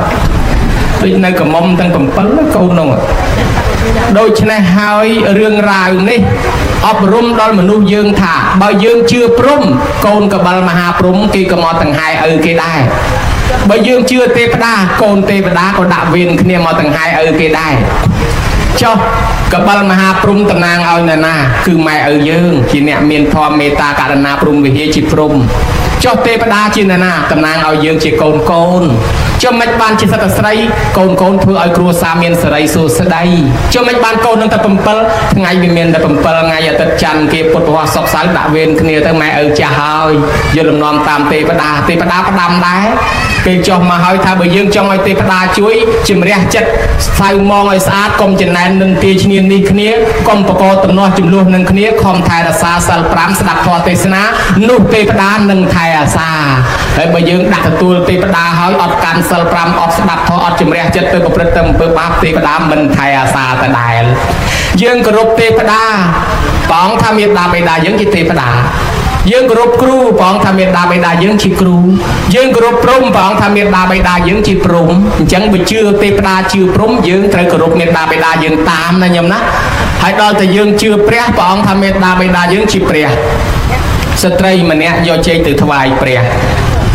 ព្រះអង្គថានាងថ្វាយព្រះឲ្យផ្ទះហើយនៅព្រះអង្គប្រមាលឃើញនៅផ្ទះហ្នឹងមានយាយចាស់មួយដោយលោកយាយឧបាសិកាយាយអញ្ចឹងណាញោមនៅចាស់នៅផ្ទះហើយកូនគេអត់បានយកចេកជូនម៉ែអីគេយកទៅថ្វាយព្រះនៅឯវត្តព្រះអង្គដឹងថាអូយកចេកមកនេះមកលងម៉ែនៅផ្ទះយកមកវត្តមុនបាត់ចឹងព្រះអង្គថានាងថ្វាយព្រះឲ្យផ្ទះហើយនៅនាងថាទេផ្ទះខ្ញុំព្រះអង្គគ្មានព្រះទេព្រះអង្គថាមានឲ្យនាងយកត្រឡប់ទៅវិញទៅថ្វាយព្រះនៅផ្ទះនាងយកចេកត្រឡប់មកវិញដើររកព្រះហើយចុះព្រះនៅឯណាមិនក៏រកមិនឃើញរកពីលិចពីកើតពីជើងពីត្បូងកលៀតអញ្ចាំងកលៀតស្បោងកលៀតចង្រុកហើយនៅតែរកមិនឃើញសោះយកចុះយកឡើងនិយាយឃើញចេកទុំក្លៀនតាមសម្លឹងមើលចេកកូនភ្លឺកូនគេយកចុះយកឡើងចេកមួយវាតុនកល្បេះធ្លាក់ខ្ពៀកនិយាយនឹកអព្រឺតអាមួយហ្នឹងក៏នឹងបានអញនៅស្ងៀមជាជាងទំនេរហាមាត់សុំគេកែងលោកបានកូនអាមួយធ្លាក់ហ្នឹងឲ្យម៉ែមកកូនអាហ្នឹងវាធ្លាក់ឲ្យម៉ែឯងយកទៅនេះនិយាយអញថាបានអញបានមែនបកខ្វោកដាក់ក្លប់ផ្អែមឆ្ងាញ់ក៏អូបពេញមាត់វាទាស់តែបានតែមួយណាបាន2 3ទៀតអីទៅគ្រាន់ឥឡូវគេយកទៅបាត់ហើយបានអាចារ្យអ៊ូចុងគាត់រំលឹកថាកូនខ្លះជឿបនខ្លាំងយកមកហូបទាំងឆ្នាំងទៅវត្តវាម៉ែឪស្រីឃ្លានចង់បានណាផ្លយសួរកូនថាមានសល់ឬទេព្រឹកឡើងឃ្លានបាយញាប់ពុះញើសខ្ចាយឃើញសម្លគេកូនឆ្លើយវងថ្កានថាមិនបានសល់ទេខ្ញុំស្លគ្រាន់តែទៅវត្តទេឪថាបើកូនដួសកាលណាចែកឪខ្លះទៅកូនគេថាវាមិនត្រូវឪស៊ីមុនលោកបាបម៉ែវាអើយគេថាបាបអត់ទៅយើងមិនបាច់ប្រហើយទៅកុំឲ្យបាបតែវាយកទៅណាយកទៅនាងនោះយកចេកទៅថ្វាយព្រះព្រះអង្គសួរថាម៉េចទៅមានឃើញព្រះហើយនៅអត់ទេរកអស់អាលីងហើយគ្មានឃើញព្រះផងចាប់បាត់ចេកមួយនេះទៅណាអាហ្នឹងវាបាក់កធ្លាក់ឲ្យម៉ែហូបបាត់ហើយបានព្រះអង្គថាម៉ែនៅផ្ទះនោះហើយព្រះធ្វើបន់ជាមួយព្រះនៅឯវត្តនេះបានបន់បណ្ណាធ្វើបន់ជាមួយម៉ែឪយើងនឹងទៅបានបន់ស្មើនឹងព្រះនៅឯវត្តដែរហើយឥឡូវអ្នកទៅភូមិមានឌីលង្ការនៃប៉ាល់ត្រឡប់មកវិញគ្មានជួបព្រះមែនទេនេះជួបតែព្រះស៊ីម៉ុងព្រះស្ពាន់និងព្រះថ្មទាំងគេទាំងអាត្មាថតតែព្រះស៊ីម៉ុងមកទាំងអស់តែគ្នាហ្នឹងហើយព្រះមែនទេទៅឯណានិព្វានបាត់ទៅហើយប៉ុន្តែព្រះអង្គថាម៉ែឪយើងនៅរស់ហើយណាជាព្រះណាហើយមិនក៏រត់ចោលព្រះយើងទៅព្រះគេបើអញ្ចឹងហើយបានលោកថាមេត្តាបិតាយើងជាព្រះជាពុំប្រកែនៅលើផ្ទះចង់បានសុខធ្វើឲ្យគាត់បានសុខគ្រួសារនឹងបានសុខ ចង់ឲ្យឆ្លោះទាស់គ្នាក្តៅក្រហាយធ្វើឲ្យតែម៉ែក្តៅក្រហាយទៅគ្រួសារគង់តែក្តៅក្រហាយឯងឆ្លោះគ្នាឯងចឹងបានទេវតាស្វែងរកមង្គលអស់12ឆ្នាំរមមិនឃើញព្រះអង្គរកឃើញមង្គល38ប្រការណាគ្រប់បប្រតិបត្តិទៅកើតមង្គលហើយសុភមង្គលមង្គលទី11នោះព្រះអង្គថាមេត្តាបិតឧបដ្ឋានังអេតមង្គលមុតតមអ្នកណាទំនុកបំរុងមេត្តាបៃតាគ្រួសារនោះកើតសុភមង្គលណយើងមើលឃើញដែរហើយបើធ្វើឲ្យម៉ែឪនៅលើផ្ទះនេះក្តៅក្រហាយបន្តិចងាប់ជ្រូកបន្តិចងាប់កូនបន្តិចកូនឈឺបន្តិចឈឺខ្លួនឯងបន្តិចឆ្លោះទាស់គ្នាវាយបោកបែកទៅទឹកត្រីអស់ពី3ថ្ងៃទៅគ្នាទៅទិញមកទៀត4 10ថ្ងៃវាយបោកបែកក្អមបែកពីងអស់4 10ថ្ងៃត្រូវទៅទិញមកទៀត4 10ថ្ងៃបោកក្អមបោកទៅទិញបែកអស់4 10ថ្ងៃទៅទិញមកទៀតឃើញតែឆ្លោះគ្នាអត់សូវសុខប្រមាណនេះឆ្លោះកាន់តែញកូនកាន់តែច្រើនមកព្រឹកចេញពីមុងម្នោះម្លោះហើយទៅអត់សូវកាក់អត់សូវកប់គេថាមកពីធ្វើឲ្យព្រះនៅលើផ្ទះក្តៅក្រហាយហើយចុះបើណាថែព្រះនេះឲ្យបានសុខបានសុខព្រះអង្គថាផ្លូវវិនិច្ឆ័យមាន12ផ្លូវព្រះអង្គសម្ដែងទុកក្នុងបរាភវៈសូត្រកូនណាឈានជើងចូលទៅផ្លូវនោះវិនិច្ឆ័យហើយផ្លូវវិនិច្ឆ័យមាន12គេថាទី4ព្រះអង្គថាកូនប្រុសស្រីណាមានទ្រព្យធនធានហើយខ្លួនមិនបានចិញ្ចឹមរក្សាមេត្តាបៃតាដែលចាស់ជរាហេតុនោះទៅជានាំឲ្យវិនិច្ឆ័យយកញាតចេះជាងអាត្មាទៀតណោះអញ្ចឹងវិនិច្ឆ័យដោយសារអីតលះបងម៉ែឪចោលវិនិច្ឆ័យអញ្ចឹងបានគេថាម៉ែឪជាពុំនៅលើផ្ទះនេះប្រកែណាបើម៉ែឪឲ្យពរកូនកូននឿយរស់ស៊ីមានបានសុខសាន្តសប្បាយហើយកុំឲ្យម៉ែឪជេរដាក់ទំនាយណាញោមណាមាននិយាយមួយជេរតកូនណាផ្ទះបាញ់ផ្ទះបាញ់ឥឡូវផ្ទះបាញ់ងាប់កូនបាត់ហើយអង្គុយយំសោកស្ដាយជំនាន់ព្រះមានជេរកូនមួយដែរគាត់មិនស្ដាប់ថាកុំឲ្យទៅរស់ស៊ីគាត់មិនស្ដាប់ជេរកូនអាចោកបីវត្តទៅឲ្យកបីវត្តដល់ឲ្យកូនរត់ទៅដល់ក្បែរមាត់សមុទ្រចេញកបីមកដេញវត្តកូនមែនកូននោះរត់យកព្រះអាយុនឹកឃើញថាម៉ែជេរឲ្យកបីវត្តអញឥឡូវកបីវត្តមែនរត់បដានឹកឃើញគុណម៉ែបដាបួងសួងមកម៉ែអើយម៉ែឯងជេរកូនមែនប៉ុន្តែចិត្តម៉ែមិនចង់ឲ្យកូនវិនិច្ឆ័យទេចង់ឲ្យកូនសុខសប្បាយបើម៉ែពិតជាចង់ឲ្យកូនសុខសប្បាយមែនកបីអើយលែងដេញខ្ញុំទៅហើយបើសិនជាម៉ែហ្នឹងចង់ឲ្យកូនស្លាប់មែនកបីវត្តឲ្យងាប់បដ ாய் មកកបីវាលែងដេញទៅបានថាម៉ែហ្នឹងគាត់ជេរមែនតែចិត្តគាត់ចង់ឲ្យកូនល្អទេប៉ុន្តែឆុតណាស់កុំជេរកូនទៅពីទៅទៀតណាញោមណាតែជេរថាមិនចង់ឲ្យពរកូនសុខមែនសប្បាយមែនតែជេរកូនជាប់ទំនាយអត់បានទេពាក្យថាគ្រូទាយម្ដាយថាណាញោមតែជេរកូនអាចចោលត្រូវគ្រាប់7ទឹកអីអត់បានទេប្រយ័ត្នតែកូនដើរក្រុមដើម7ទឹកធ្លាក់គ្រាប់7ទឹកមកបែកក្បាលកូនប្រវត្តិទេ4 10ធ្នេណាញោមណាកុំដូច្នេះហើយម៉ែនេះជាពុំនៅលើផ្ទះបកែស័ក្តិសិទ្ធិបំផុតនេះនិច្ចជាកតញ្ញូអ្នកណានៅពង្រើជានិច្ចឯកាលកតញ្ញូអ្នកនៅឆ្ងាយគ្នាមិនបានមកដិតដល់ទេមកម្ដងមកកាលមានអីមកជូនម៉ែដាំស្លជូនគាត់ធ្វើបន់ជូនគាត់កុំឲ្យដូចគេលេងរឿងតាម Facebook មួយរយៈមុនណាមកជូនម៉ែបានតែ 50000 ជូនទៅវិញឯងសឹងទាំងអស់តាំងពីផ្លែខ្នោតាំងពីមន់តាំងពីទាតាំងពីស្រូវចង្រុកកិនក៏ដាក់យកទៅម៉ែគាត់កូនថ្ងៃក្រោយមិនបាច់មកទេកូនឯងឲ្យតែកូនឯងបានសុខទៅម៉ែសប្បាយអីមិនបាច់មកលេងម៉ែទេបើមកអស់របស់ម៉ែទៅហើយជូនទៅអស់អានោះក៏វាមិនកើតដែរណាញោមណាកូនខ្លះត្រឡប់ទៅវិញមកលេងម៉ែបាន 2 3 ថ្ងៃត្រឡប់ទៅវិញម៉ែកាន់នៃកាន់រែងបាវដើររើសសបកកំប៉ុងបាន 2 បាវនៅក្រោយផ្ទះហ៎ក្រោមដើមស្វាយម៉ែឲ្យទៅសែងក្រែយកមកទុកវិញគេយកទៅពរាយចោលនោះគ្មានយកមកទុកទេបានសបកកំប៉ុង 2 បាវទុកដូចចាយដែរដូច្នេះហើយកាលកតញ្ញូសំដៅទៅលើកូនចៅនៅឆ្ងាយក៏ដឹងគុណម៉ែឪមកម្ដងម្កាលឯបកាសនៈកតញ្ញូដូចថ្ងៃហ្នឹងដាក់មេក្រូប្រកាសមានន័យថាសងគុណហើយអាម៉េចបានន័យថាសងគុណព្រោះយើងធ្វើអាម៉េចក៏សងមិនរួចដែរជាពាក់គុណគាត់ខ្លាំងណាស់ប៉ុន្តែបើធ្វើបកាសនៈកតញ្ញូអញ្ចេះសងគុណគាត់បានចាំមើលអាត្មានិទានឲ្យញោមស្ដាប់បុរាណគេថាដឹងគុណម៉ែឪហើយធ្វើបន់តបចាំបាយឲ្យទឹកនំចំណីគក់ច្បាច់ឲ្យរំកិញចិត្តគេថាមិនទាន់សងគុណផងមិនទាន់សងគុណទេនៅត្រឹមតែតបគុណឡើយទេហើយចុះចង់សងគុណធ្វើម៉េចបានប្រពុតលោកសម្ដែងថាយោចៈខោភិកវេមេតាបិតរោអសទ្ធិសធាសម្បទាយសមាតបេតិនិវាស័យទេបតថាបេតិមនាលភិក្ខុទាំងឡាយអ្នកណាចង់សងគុណមេត្តាបៃតាម៉ែឪពុំតាន់មានសទ្ធាញ៉ាំគាត់ឲ្យមានសទ្ធាពុំតាន់មានសិលញ៉ាំគាត់ឲ្យមានសិលពុំតាន់មានចក្ខៈញ៉ាំឲ្យមានចក្ខៈពុំតាន់មានបញ្ញាញ៉ាំគាត់ឲ្យមានបញ្ញាទៅនឹងហើយគេហៅថាសងគុណហើយញ៉ាំរបៀបម៉េចគាត់ពុំតាន់មានសទ្ធាពុំតាន់មានបញ្ញាទៅរកប្រសងសម្ដែងធម៌ទេសនារកអាចារ្យមកបញ្យលធម៌ឲ្យគាត់បានស្ដាប់ទៅគាត់មានសទ្ធាគាត់មានបញ្ញាហើយចង់ញ៉ាំគាត់ឲ្យមានសិលត្រង់តាណានិមន្តប្រសងមកសម្ដែងធម៌ឲ្យសិលដល់គាត់ឬក៏ស្រាយចំណងគាត់ឲ្យទៅវត្តសមាទានសិលគេចំណងអត់ខ្សែចំណងចងពុកចំណងចងម៉ែចំណងអត់ខ្សែគ្មានមុខស្រាយ ចំណងអីគេញោមចំណងចងម៉ែចងឲ្យគ្មានមកស្រ័យចំណងអីគេចំណងចៅហ្នឹងញោមថ្ងៃសិលប្រឡែងគាត់ខ្លះទៅគាត់បានទៅវត្តទៅគាត់បានកាន់សិលគេនេះញ៉ាំងគាត់ឲ្យមានសិលញ៉ាំងគាត់ឲ្យមានចាក់កៈត្រង់តាណាញ៉ាំងគាត់ឲ្យមានចាក់កៈត្រង់កូនចៅទិញរបស់របរគ្រឿងបច្ច័យ4នេះយកមកធ្វើបន់ជូនគាត់អញ្ចឹងជូនគាត់ទៅដើម្បីឲ្យគាត់បានរបស់របរច្រើនគាត់មានចាក់កៈគាត់ចេះធ្វើបន់អញ្ចឹងសងគុណហើយនឹងតបគុណខុសគ្នាដូចម្ដេចខុសគ្នាតែនេះតបគុណបានហូបទៅ2 3ពេលនេះជួនកាលត្រឡប់ទៅនរកទៅប្រែតវិញក៏មានដែរដោយលោកតាពេជ្រសុខាស្មូតទៅថាម៉ែឪរស់នៅប្រឹងព្រោះកូនដល់សូនជីវិតបាត់សង្ខារមិនដឹងជាកើតនៅទីណាជាមនុស្សទេវតាឬក៏ជាប្រែតបើកើតជាមនុស្សឬទេវតាប្រសើរថ្លៃថ្លាព្រោះស្គាល់ហេតុប្រយ័ត្នណាស់ទៅកើតមកជាប្រែតបាក់ពោះហេតុអត់អាហារតានឹងប្រឹងលីប្រឹងរែកប្រឹងទូលសែងដើម្បីកូនអត់ប្រឹងធ្វើសិលធ្វើទានស្រាប់តែគាត់ស្លាប់ទៅកើតប្រែតទ្រព្យសម្បត្តិនៅលើដៃកូនទាំងអស់ហើយស្រាប់តែគាត់ត្រឡប់មករកកូនវិញមកយំសោកបោកខ្លួនក្បែរវិហារដោយគេត្អូញថាឃើញតែញាតិគេដតីគេបានលោកលីមកហូបអាហារឲ្យចុះវាបាត់តែញាតិលោកតាហ្នឹងមិនដឹងទៅឯណាមិនឃើញមក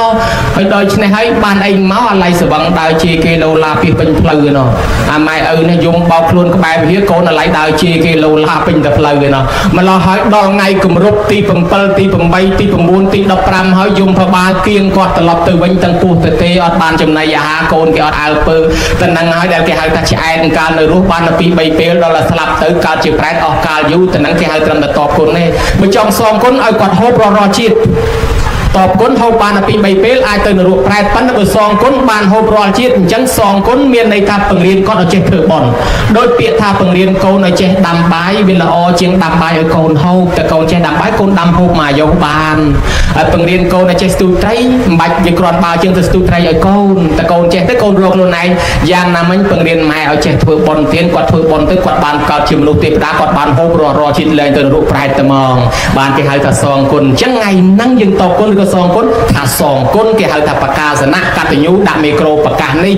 ណាញោមហើយញោមញាតពុទ្ធបរិស័ទទាំងឡាយអាត្មាចង់សួរបញ្ជាក់ញោមញាតបន្តិចពេលដែលគេសងគុណម៉ែឪគេធ្វើអីមុនគេ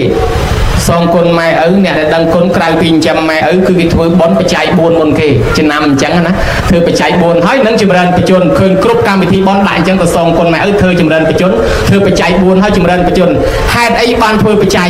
4តើបច្ច័យ4មានន័យថាម៉េចអ្នកខ្លះថាបច្ច័យ4លោក4អង្គខ្លះថាបច្ច័យ4 4វត្តខ្លះថាបច្ច័យ4ឃើញសាក14កញ្ចប់មានតាមួយអញ្ចឹងមែនតាគាត់និយាយប្រាប់អាត្មាគាត់ថាតាគាត់សាលាបល័យជើងចាស់ធ្វើបច្ច័យ4សិតទៅ4ទាំងអស់ឆ្នាំង4ចាន4កំសៀង4ប៉ាន់4សាក14ណាសុំចូលគាត់ណោចចូលដែរគាត់ថាគាត់គ្រប់4ហើយលោកក៏4អង្គហើយ4វត្តទៀតបច្ច័យ4ទៅចុងទៅឥឡូវអាត្មាសួរញោមឲ្យចង់ដឹងរឿងបច្ច័យ4ឲ្យច្បាស់កុំឲ្យច្រឡំទៀតញោមចាំឆ្លើយជាមួយអាត្មាព្រោះវាអស់49នាទីហើយហត់ទៅញោមណាឥឡូវដល់វគ្គញោមជួយឆ្លើយអាត្មាបើញោមឆ្លើយត្រូវជូនពិន្ទុ1លានណាញោមណាមើលញោមតាំងពីកើតមកទល់ប៉ុណ្ណេះស្លៀកពាក់ខោអាវម៉ែតាំងតែធ្វើឲ្យលហែកតាំងតែធ្វើឲ្យឆ្អេះអស់ប្រមាណកាផ្លេម្នាក់សុំឆ្លើយអត់ដឹងទេដូចគ្នាអាត្មាក៏អត់ដឹងដែរបើអត់ដឹងដូចគ្នាអញ្ចឹងចេះបើយើងជាពាក់លុយគេ10000ត្រូវសង10000ជាពាក់20000ត្រូវសង20000chứបើជាពាក់លុយគេអត់ដឹងត្រូវសងប្រមាណសងអត់ដឹងchứបើជាពាក់លុយគេរាប់មកណោះសងប្រមាណសងរាប់មកណោះឥឡូវជាពាក់សពុតខោអាវម៉ែមិនដឹងរាប់មកណោះបើសងគាត់វិញប្រមាណកាផ្លេរាប់មកណោះដូចគ្នាតែណេះយើងជាពាក់សពុតខោអាវម៉ែដល់ថ្នាក់សងមិនរួចគឺជាពាក់ដល់ថ្នាក់អត់ដឹងក្នុងធម៌ក្នុងបាលីគេឲ្យឈ្មោះមួយម៉ាត់ថាជ័យវរៈបច្ច័យឲ្យតែគ្រឿងប្រដាប់ស្លៀកពាក់ហ្នឹងគេហៅជ័យវរៈបច្ច័យទាំងអស់ឥឡូវមួយទៀតបើឆ្លោយត្រូវជូនពិន្ទុញោម2លានញោមឲ្យតាំងពីកើតមកទល់ប៉ុណ្ណេះហូបបាយម៉ែអស់ប្រមាណចានម្នាក់ហើយបើគិតជាងកអស់ប្រមាណកំប៉ុងសូមជួយឆ្លើយអត់ដឹងទៀតអីក៏ដូចអាត្មាអីដូចយ៉ាងនេះអាត្មាក៏អត់ដឹងដែរមិនដឹងអស់ប្រមាណកំប៉ុងទេណាញោមមិនដែលកត់ទុកសោះហ្មងម្ល៉េះហើយជាពាក់បាយម៉ែដល់ថ្នាក់អត់ដឹងអានឹងក្នុងបាលីក្នុងធម៌គេហៅថាជាពាក់បណ្ឌបាតបច្ច័យ2ហើយ ជាពាក់បណ្ឌបាតបច្ច័យមួយទៀតជាពាក់ដល់ថ្នាក់អត់ដឹងចំនួនមិនដឹងសងប្រមាណទេឥឡូវមួយទៀតប្រហែលជាញោមដឹងជូនបន្ទុក3លានមើលញោមតាំងពីកើតមកដេកកទេលខ្នើយភួយមុំម៉ែតាំងតែធ្វើឲ្យលហែកតាំងតែធ្វើឲ្យឆ្អេះអស់ប្រមាណកាផ្លេម្នាក់សូមឆ្លើយអត់ដឹងទៀតចប់ហើយដូចអាត្មាដូចបេះមិនចេញម្ដងអាត្មាក៏អត់ដឹងដែរហើយអាត្មារឹកធំជាងញោមទៀតណោះកទេលគេថ្មីជ្រើងស្អាតចេះឯងឈឺបត់ដៃបត់ជើងខ្ចីប្រាប់ពីណាទេបាញ់ដាក់កទេលនឹងហ្មងបើឡើងគេលាងទឹក5ថ្ងៃព្រាតខោអាវគេថ្មីសោះគេពោលេងតិចយ៉ាងកាញ់ជ្រោចទឹកដាក់គេផ្លែតចឹងអាត្មាមិនដឹងធ្វើឲ្យប្រឡាក់ធ្វើឲ្យលហែកកទេលខ្នើយភួយមុងម៉ែមិនដឹងអស់ប្រមាណទេណាញោមណាអញ្ចឹងហើយត្រង់នេះក្នុងបាលីក្នុងធម៌គេថាយើងជាពាក់សេនាសនៈបច្ច័យម៉ែអាគ្រឿងដេកគ្រឿងនៅនឹងសេនាសនៈបច្ច័យហោះមួយទៀតប្រហែលជាញោមឆ្លើយត្រូវបន្ទុកឡើង4លានញោមឲ្យតាំងពីកើតមកទល់ប៉ុណ្ណេះទឹកកកម៉ែអស់ប្រមាណដុំប្រមាណកែវក្រែមកៃអស់ប្រមាណដុំលេបថ្នាំអស់ប្រមាណគ្រាប់បើចាក់ថ្នាំអស់ប្រមាណមួយជុលម្នាក់ឲ្យសូមឆ្លើយអត់ដឹងចម្លើយចេញមកដូចទឹកនេះអត់ដឹងដឹងតែអត់ដឹងទេមកអាត្មាក៏អត់ដឹងដែរដូច្នេះជាពាក់កិលានភេសជ្ជៈបច្ច័យម៉ែដល់ថ្នាក់អត់ដឹងទេពីក្មេងមកយើងមិនដឹងមែនប៉ុន្តែកូនឥឡូវនេះឆ្លាតកូនខ្លះកត់ទេញោមកូនខ្លះកត់ម៉ែថាកូនអើយអត់លុយទិញជីម៉ែឆក់30 ម៉ឺនសិនមកកូនបានតែ2 3ថ្ងៃកូនអើយខ្វះប្រេងជួយខ្ចីឆក់20 ម៉ឺនសិនមកកូនបានតែ4 10ថ្ងៃកូនគេមកខ្សឹបម៉ែជាពាក់ខ្ញុំ50 ម៉ឺនតែគ្រាន់តែកូនគេកត់ដែរតាញោមញាតិពុទ្ធបរិស័ទទាំងឡាយបើយើងគិតមើលថាសម័យពីដើមមិនទាន់សបោពេទ្យគាត់ពិបាកប៉ុណ្ណាណោះយុគងឹតប្រពីងប្រពើមកលឹមប្រពេចប្របាច់ផ្លូវសិតតភុកសិតតលបាប់គេដេកលក់ពេញភូមិឯងក៏ទុយអស់មួយកវីដើរទៅហៅពេទ្យមកអំបគេទាំងយប់ឆ្កែព្រុសផ្អើលពេញភូមិថាឲ្យតកូនខ្ញុំជាមកលក់គោលក់កបីលក់ដីក៏ខ្ញុំសុខចិត្តដែរឲ្យគេមកមើលកូនគេថាកូននេះត្រូវអាសត្វនោះបុកជាមួយសត្វនេះនរកប្រែតអីនៅម្ដុំសិនឲ្យតកូនអញជាបុកប្រាវគេថាឈាមសត្វនេះឈាមសត្វនោះឈាមអីក៏រកបានឲ្យតកូនអញជាអញ្ចឹងយើងគិតមើលតម្រាំយើងរស់ប៉ុណ្ណឹងមិនដឹងម៉ែឪពិបាកប៉ុណ្ណាលុយ100 រៀលមកកាក់ម៉ាស៊ីនឃ្លាននំឃ្លានការ៉េមមិនហ៊ានទិញទេបត់ទុកក្នុងជីកម្មាជីអាវស្រោមខ្នើយឡើងខ្ទេចអស់ដល់ទៅពេលកូនយំទាការ៉េមម៉ែអង្គុយហូតលុយអាខ្ទេចហ្នឹងមកអង្គុយពុតពលាឲ្យដល់ត្រង់យើងទៅទិញឲ្យកូនខ្លួនឯងសុខចិត្តអត់ឲ្យតែបានកូនហូបសម័យពីដើមមិនសូវសបោពេទ្យផងមិនដឹងពិបាកប៉ុណ្ណាឥឡូវមកសម័យឥឡូវវិញដែលវាសបោពេទ្យហ្នឹងម៉ែឪធូរឲ្យអត់ព្រលឹមឡើងញោមសាកទៅមើលពេទ្យគាត់ថាបុផាភ្នំពេញមើលបើញោមទៅរៀងយឺតម៉ោង7 8ទៅដល់រកកន្លែងចូលជួងគេមិនឃើញទេញោមហើយពេញណែនអត់ហើយគេទៅចាប់ជួតាំងម៉ោង3ម៉ោង4នោះហើយសុទ្ធតែណាសុទ្ធតែម៉ែហើយកូនទាំងអស់ញោមញាតិដែលស្គាល់ដែលទៅពេទ្យគាត់ថាបុផាអត់ហើយបើធ្លាប់ទៅដឹងរឿងហើយញោមណាសិតតែម៉ែហើយកូនទាំងអស់អញ្ចឹងតម្រាំកូនរស់មកមិនដឹងថាអស់ថ្នាំអស់ភេសជ្ជៈនឹងប្រមាណទេតែនេះហើយយើងជាពាក់កិលានភេសជ្ជៈម៉ែដល់ថ្នាក់មិនដឹងចំនួនឥឡូវរាប់មើលមែនតែនទៅយើងឃើញមិនជាពាក់ម៉ែ4គ្រឿងស្លៀកគេថាចៃវរៈបច្ច័យគ្រឿងហូបគេថាបណ្ឌបាតបច្ច័យហើយគ្រឿងដេកនៅគេហៅសេនាសនៈបច្ច័យគ្រឿងថ្នាំគេហៅគិលានភេសជ្ជៈបច្ច័យសរុបទៅយើងឃើញមាន4សួរញោមថាតើអា4ហ្នឹងគេហៅអីគេញោម4នឹងហើយដែលគេហៅថាបច្ច័យ4ណោះអញ្ចឹងបច្ច័យ4មិនមែន4វត្តមិនមែន4អង្គទេហើយក៏មិនមែន4កញ្ចប់ដែររបស់4មុខដែលយើងជាពាក់ម៉ែឪអា4មុខនឹងហើយជួយយើងឲ្យរស់តាំងពីតូចទល់ប៉ុណ្ណឹងណាញោមណាអាយ៉ាងខោកាយោរូបិចាតោមហាពុទ្ធកោមេតាបេតិកសម្ភវោអោតនកុមាសអោចយោរូបរាងកាយនៃកូនប្រុសកូនស្រីដែលកើតឡើងមានវ័យវឌ្ឍនាការចម្រើនធំធាត់មកទល់ប៉ុណ្ណឹងដោយសារអីឈាមម៉ែចែកឲ្យឈាមឪចែកឲ្យសាច់ម៉ែឆ្អឹងឪចែកឲ្យយើងទោះបីយើងទៅរកស៊ីថាខ្ញុំគ្មានបានគេអាកអីពីម៉ែតែខ្ញុំរកស៊ីខ្លួនឯងកម្លាំងខ្លួនឯងសុទ្ធបានទិញផ្ទះទិញដីនឹងគ្មានបានគេពីម៉ែនៅប្រពៅបានអត់ទេយើងរកស៊ីខ្លួនយើងក៏ដៃជើងយើងបានពីណាបានពីម៉ែមកអត់ដែលទេចឹងភាគហ៊ុនម៉ែឪនៅក្នុងនឹងអត់ដែលដូច្នេះហើយយើងរស់រៀនមានជីវិតប៉ុណ្ណេះដោយសារមហាពុទ្ធរូបរបស់ម្ដាយឪពុកទឹកដោះម្ដាយថ្លៃបាយទឹកនំចំណីម្ដាយឪពុកខំចិញ្ចឹមមកនិយាយឲ្យអស់រឿងងាយស្ដាប់ដោយសារបច្ច័យ4របស់ម៉ែដែលចិញ្ចឹមយើងតាំងពីតូចមកទល់ប៉ុណ្ណឹងយើងមើលឃើញដែរចឹងរស់ដោយសារបច្ច័យ4របស់ណាបច្ច័យ4របស់ម៉ែអញ្ចឹងយើងជាពាក់បច្ច័យ4ណា ជាពាក់បច្ច័យ4ម៉ែបានគេឲ្យកូនចៅធ្វើបច្ច័យ4សងគាត់វិញណោះអញ្ចឹងមិនមែនសំខាន់លើ4វត្ត4អង្គទេសំខាន់របស់4យ៉ាងមិញនេះយើងជូនមកម៉ែឯចំណែកខាងវត្តខាងប្រសង់ម៉ែទេអ្នកធ្វើទៅណោះហើយបើយើងជូនមកម៉ែទៅម៉ែទុកប្រើទាំងអស់ឲ្យគាត់ទុកទៅស្រាច់គាត់ហើយបើគាត់ចង់ដាក់វត្តណាក៏ស្រាច់គាត់ទៅទៀតណាញោមណាប៉ុន្តែបច្ច័យ4ចំពោះប្រសង់ឲ្យតែមួយអង្គបាន4មុខដូចមិញហ្នឹងឈ្មោះថាបច្ច័យ4ហើយមួយអង្គក៏ដោយ2អង្គក៏ដោយ100អង្គក៏ដោយសំដៅទៅលើមួយអង្គបាន4មុខគេហៅបច្ច័យ4មិនមែន4អង្គទេមួយអង្គបាន4មុខប្រហែលអង្គក៏ដោយ4មុខរបស់ឆាន់របស់ស្លៀករបស់ដេកនៅនឹងថ្នាំ4មុខហ្នឹងបច្ច័យ4ណាញោមណាអេវង្ចតបបច្ចយៈទេយកោសុខខੰវិនតតិតាស្មាទានnăngសយំពេបវត្តេតាពាំង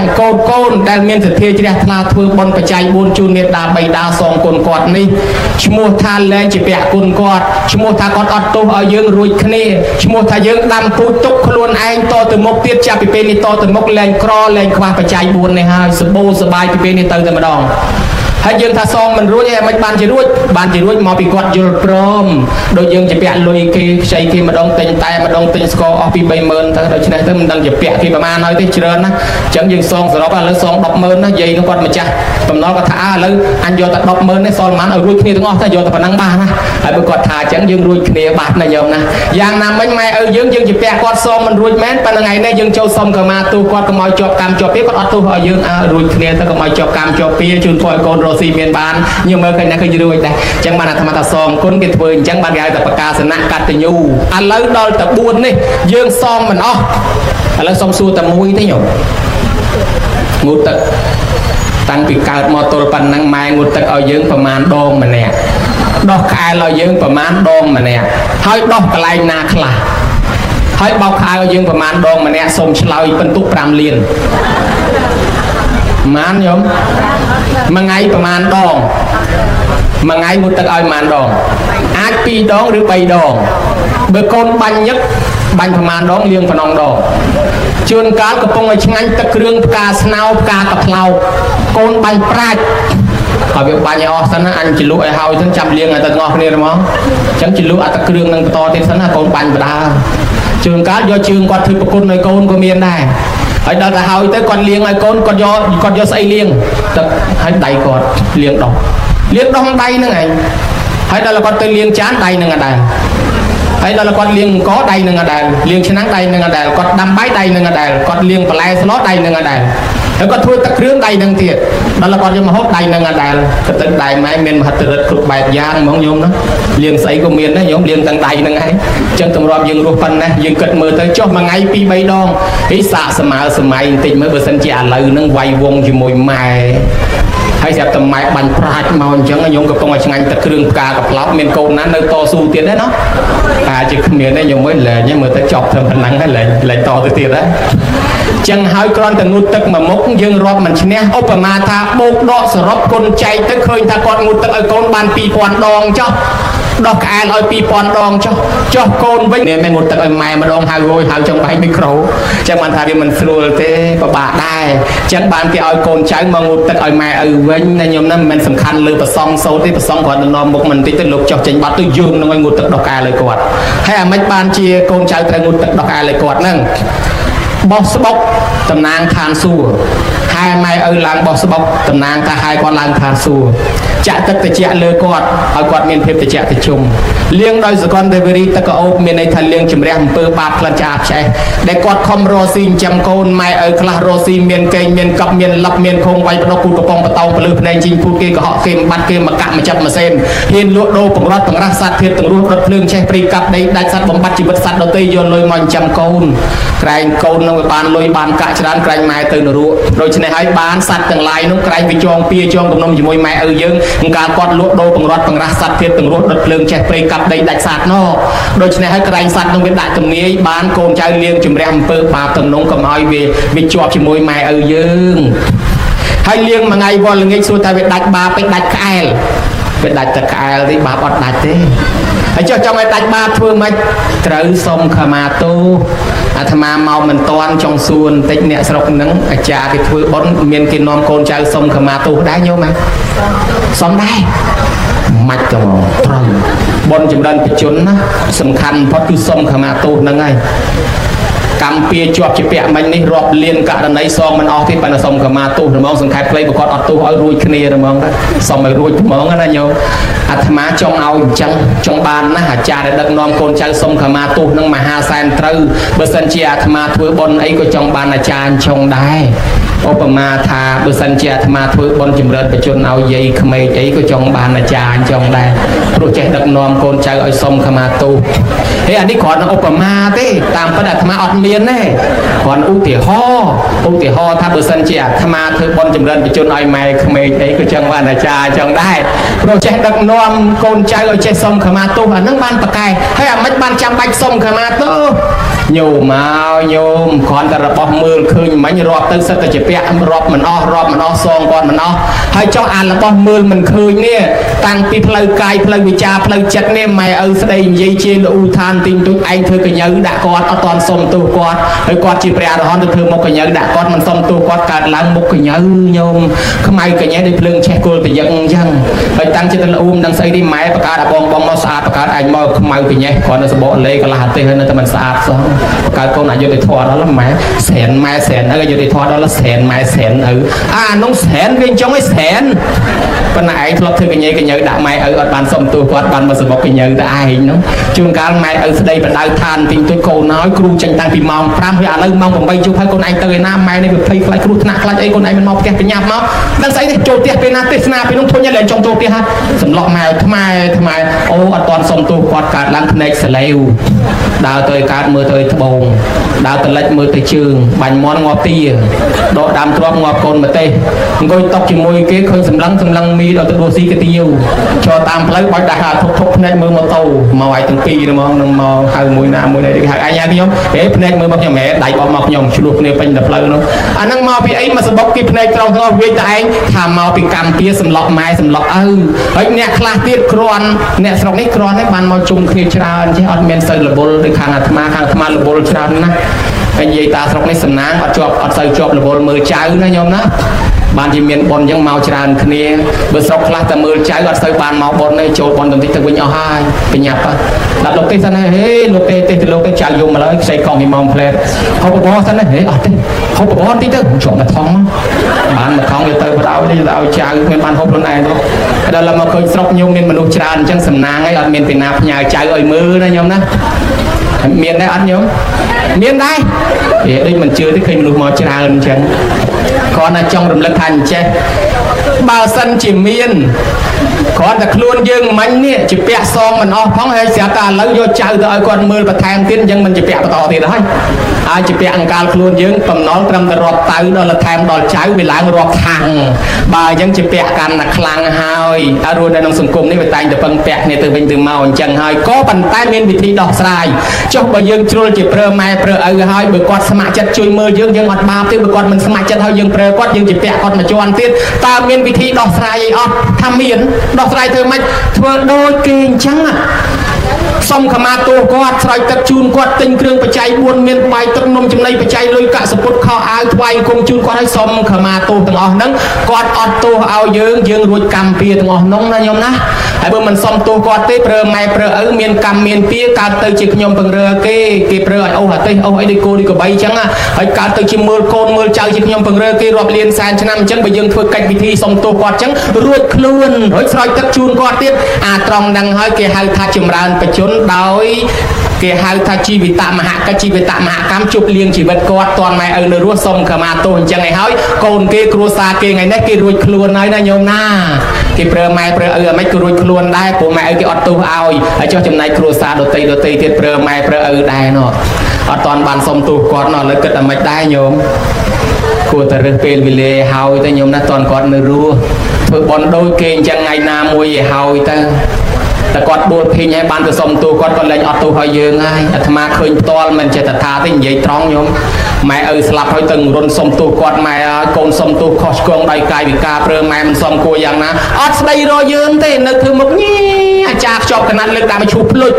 អញ្ចឹងមិនថាដែលបើចង់សុំទោសតនម៉ែឪនៅរស់អញ្ចឹងម៉ែឪរំភើបខ្លាំងណាស់ឃើញកូនមកថ្វាយគុំសុំខមាទោសស្រោចទឹកជូនអាត្មាទៅបនគេនៅខាងស្អាងកោះធំអួលដើមកទប់ខ្លួនអត់បានទឹកភ្នែកគេឯងនិយាយនឹងគាត់យំហូរទឹកភ្នែកតែមកគាត់រំភើបពេកកូនយកមកសុទ្ធទៅលុយសុទ្ធទៅខោអាវមានខ្លះខ្សែកខ្សែដៃជៀនមកតែមកខ្ញុំហើយអាកូនភាសានៅអង្គុយពាត់ជុំវិញមុខអាកូនប្រុសកូនបកើតមកចាប់ចង្កេះលើកទៅក្រោយអស់ឯងកូនភាសាកុំនៅមុខមកក្រោយឲ្យឆាប់ចាប់ប្រពន្ធលើកដាក់ក្រោយអស់លីងខ្លួនឯងទៅដើមនេះមកមុខទីកូនគេទៅដើមមានធ្វើប៉ុនអាកូនភាសារលមកមុខគេចាប់លើកគេទៅដាក់ក្រោយវិញឯងកូនភាសាកុំនៅមុខទុកឲ្យអញនៅមុខកូនបកើតហើយដល់ទៅពេលគេថ្វាយអង្គមជូនអ្នកខ្លះគេខ្សឹបហួយទិញទៅមាសជូនម៉ែមិនក៏មិនទិញអាកាបូបអាប្រែនមកអានឹងមាសអញ្ចឹងគាត់ចេះគាត់អត់ត្រូវទេអាកូនមួយថាណែអាកាបូបប្រែនហ្នឹងវាបានតែ 2-3 ខែហ្នឹងតែផុតទៅវាហួសសម័យដូចតែគ្នាទេទិញមាសណែដល់កូនណាលេងមកទៅគាត់លក់មាសនឹងចាយហ្មងស្រាប់ដល់ពេលគេជូនគេសុំខមាទោសយាយហ្នឹងគាត់អពេកអំភើពេកញោមមកទឹកភ្នែកប្រព្រឹត្តអាចារ្យគេហុចទៅហោះឲ្យពរកូនតិចជូនពរកូនកុំឲ្យមានទោសកូនគេសុំទោសហើយម៉ែអរគុណម៉ែមិនប្រកាន់ទោសកូនទេឲ្យនិយាយមិនចាញ់ហុចឲ្យឪវាទេខ្ញុំនិយាយមិនចាញ់ទេឲ្យឪវាពុកមិនប្រកាន់ទោសកូនទេទោសពីប្រមាណពុកអត់ទោសឲ្យកូនរស់ស៊ីមានបានហើយអាត្មានេះឈួលអួលដើមកងងាកចេញកុំឲ្យគេថាឯងកំឡោះទឹកភ្នែកអន់ទេល្ងាកចេញមកឃើញយាយមួយនោះកំពុងយំដែរទៅសួរយំថៃនោះត្រូវជាញាតិអីគេដែរយំនោះ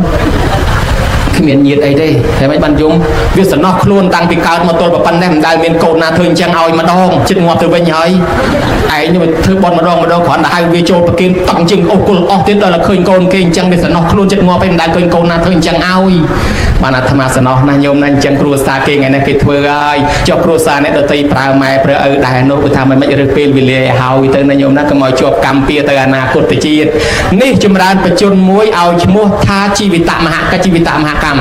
និមន្តប្រសង់មកចម្រើនព្រះបរិត្តឲ្យម៉ែឪមានសិលឈ្មោះហៅថាអាយុវឌ្ឍនកម្មអាយុវឌ្ឍនកម្មខ្មោចព្រាយអមនុស្សដែលចងពៀជាមួយម៉ែឪយើងគេដូរចិត្តព្រោះឃើញម៉ែឪយើងខ្លាយជាកូនចៅព្រះដោយអាយុវឌ្ឍនកុមារអាយុ7ថ្ងៃទៀតត្រូវស្លាប់សោះស្រាប់តែឪនិមន្តប្រសង់មកចម្រើនព្រះបរិត្តតាម